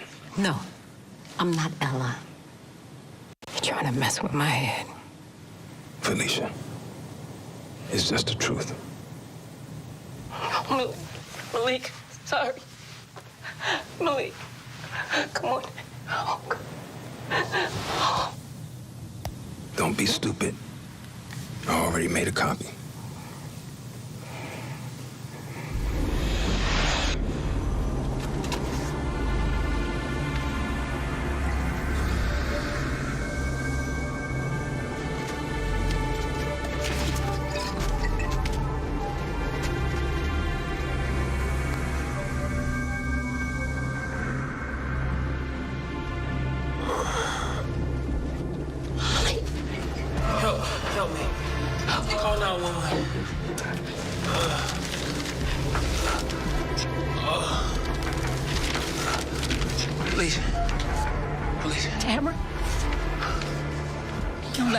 all your shares to Tamra.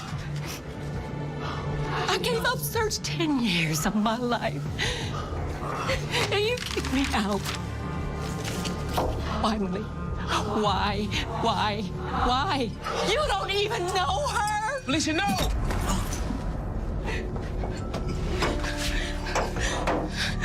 Malik. Oh, okay. I'm sorry. Wake up. I'm sorry.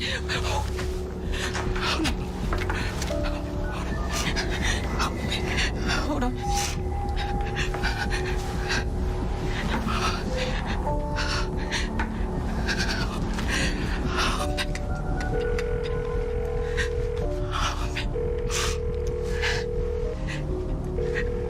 Rex, help me, please. Help me. Please. How'd you get this? You called me. I'm your knight in shining armor. Malik, come on. Malik. Down, lift your hands, give God the praise. I felt so hard, lost my faith in God. I couldn't even pray. So I said, we're just sinners, saved by grace. It's time to grow your church. Time to extend your message to all the islands in the Bahamas, into the Turks and Caicos Islands, and to the world via the ZNS app and website. It's time to broadcast your church's services on ZNS TV. To help you with that, ZNS has some exciting new packages with very good prices. It's time to call 502-3813 for details. Did you know that if a fire starts in your home, you may have as little as 2 minutes to escape? Keep your family and home safe with these few fire safety preparation and prevention tips. Ensure that your home has working smoke detectors. They will alert you if there is smoke and fire in your home. Install a smoke detector on every level of your home, inside each bedroom and outside each sleeping area. Test smoke detectors every month and change the batteries every 6 months. Home fires can spread rapidly and every second counts. Create an escape plan and practice it with everyone in your home. Make sure everyone can safely escape in less than 2 minutes. Keep escape routes as clutter-free as possible so no one trips or falls on the way out during an emergency. In addition to smoke detectors, fire extinguishers is an important device to have on hand. To use a fire extinguisher, remember the acronym PASS. Pull the pin, aim the nozzle, squeeze the handle, and sweep from side to side at the base of the fire. We must all do our parts to ensure that our families and homes are safe in the event a fire occurs. On behalf of the Commissioner of Police, the Director of Fire Services, and all officers of the Fire Department, let's work together to help prevent fires, because fire safety is everyone's responsibility, and the life you save may be your own.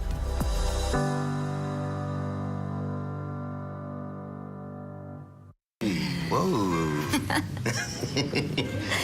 Diamond's our girl's best friend. Oh, no. Are you looking for anything in particular? Sis, I'll know when I see it. Okay. So when are you gonna ask her? At the baby shower. I mean, I figured that's the perfect place since everybody we care about would be there. I like that. Yeah. Yeah, okay.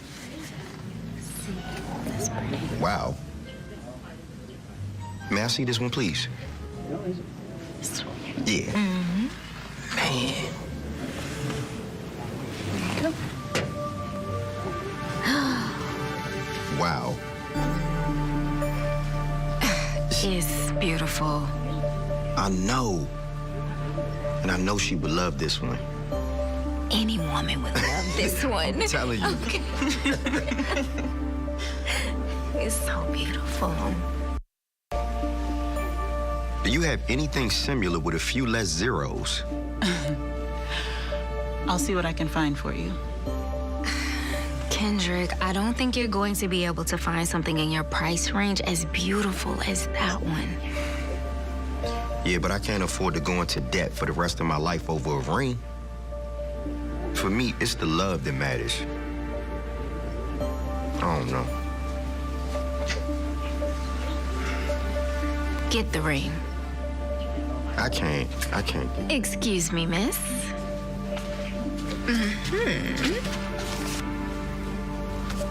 What? He will be buying that ring. Of course. Where'd you get that kind of money from? I can't. What? Can I just be happy for you? But sis, it's gonna take me an eternity to pay you back. Well, it's a good thing I'm not asking you to. We're family. I want to help. Money comes and goes. But I know with cash like that usually comes with interest. So I'm just saying, just be careful, okay? Yeah, I am. So why didn't you go to the cops? Why would I snitch on you when I could collect on a favor? Read this.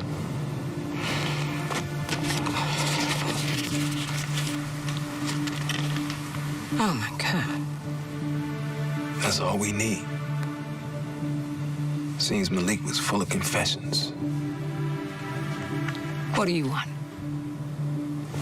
I want us to help each other. No, you want me to help you. Don't you want payback? Payback? Yeah.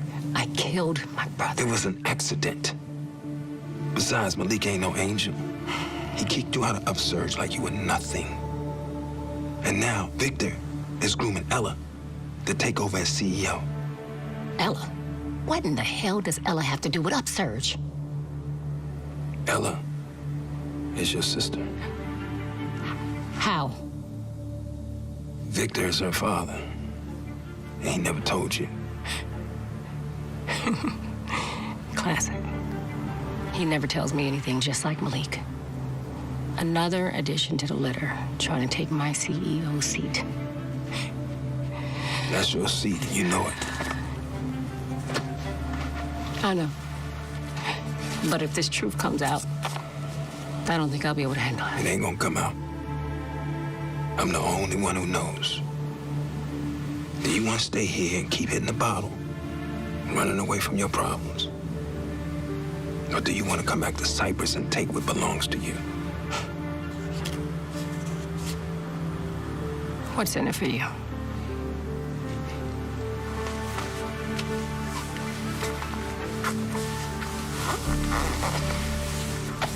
Listen, I'll keep your secret, just like I have. But I need one thing from you.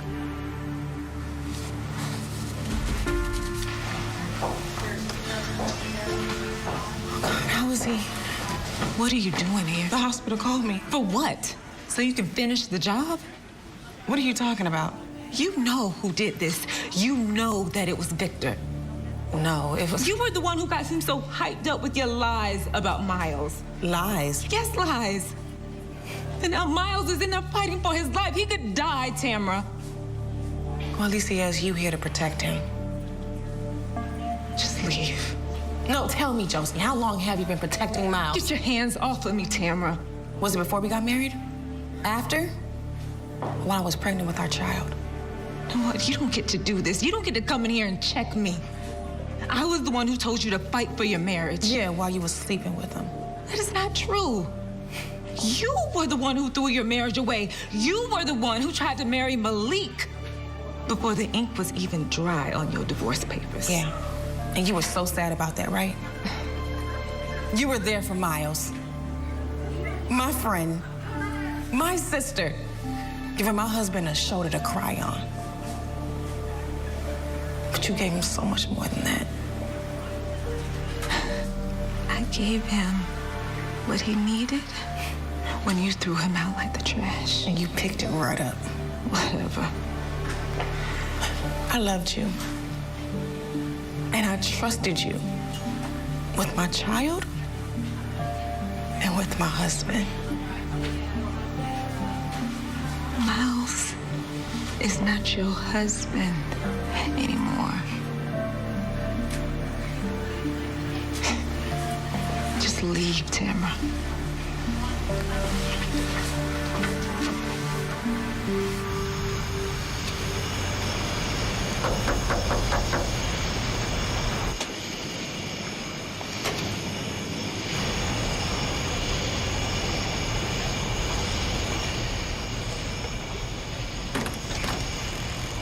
What do you want, Rex? It's in the middle of the night.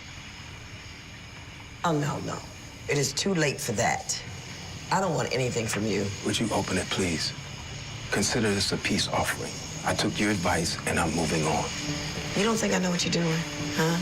Slashing tires, making threats. You're trying to turn my father against me, make him think that I can't handle you. You can't handle me. And you really think Victor is gonna make you CEO? Or is he dangling a carrot to make you do what he wants? He's not dangling anything.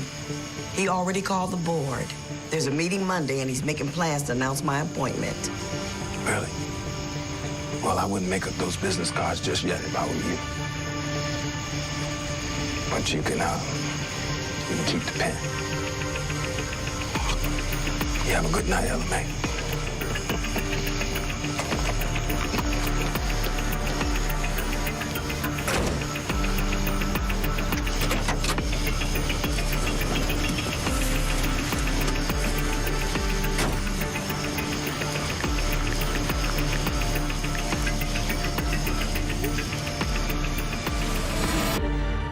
The internet is an essential tool for children and adults. It can be used to research school reports, communicate with teachers, and play interactive games. But online access also comes with risks, such as inappropriate content, cyberbullying, and online predators. Here are a few safety tips to help keep you and your children safe. Do not post too much personal information such as home addresses and phone numbers. Keep your privacy settings on and practice safe browsing to ensure children don't go on any inappropriate sites. Be careful about posting pictures or your whereabouts when going on vacation. Always know your child's passwords for email addresses and social media sites. Be sure to have your house computer in a common area where it can be easily monitored. Have conversations with them to make sure they aren't scheduling meetups with new people.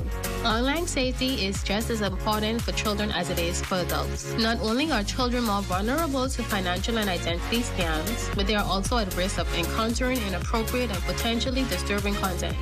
I am Police Cadet 80 Jamara Rule, reminding you that safety is everybody's business.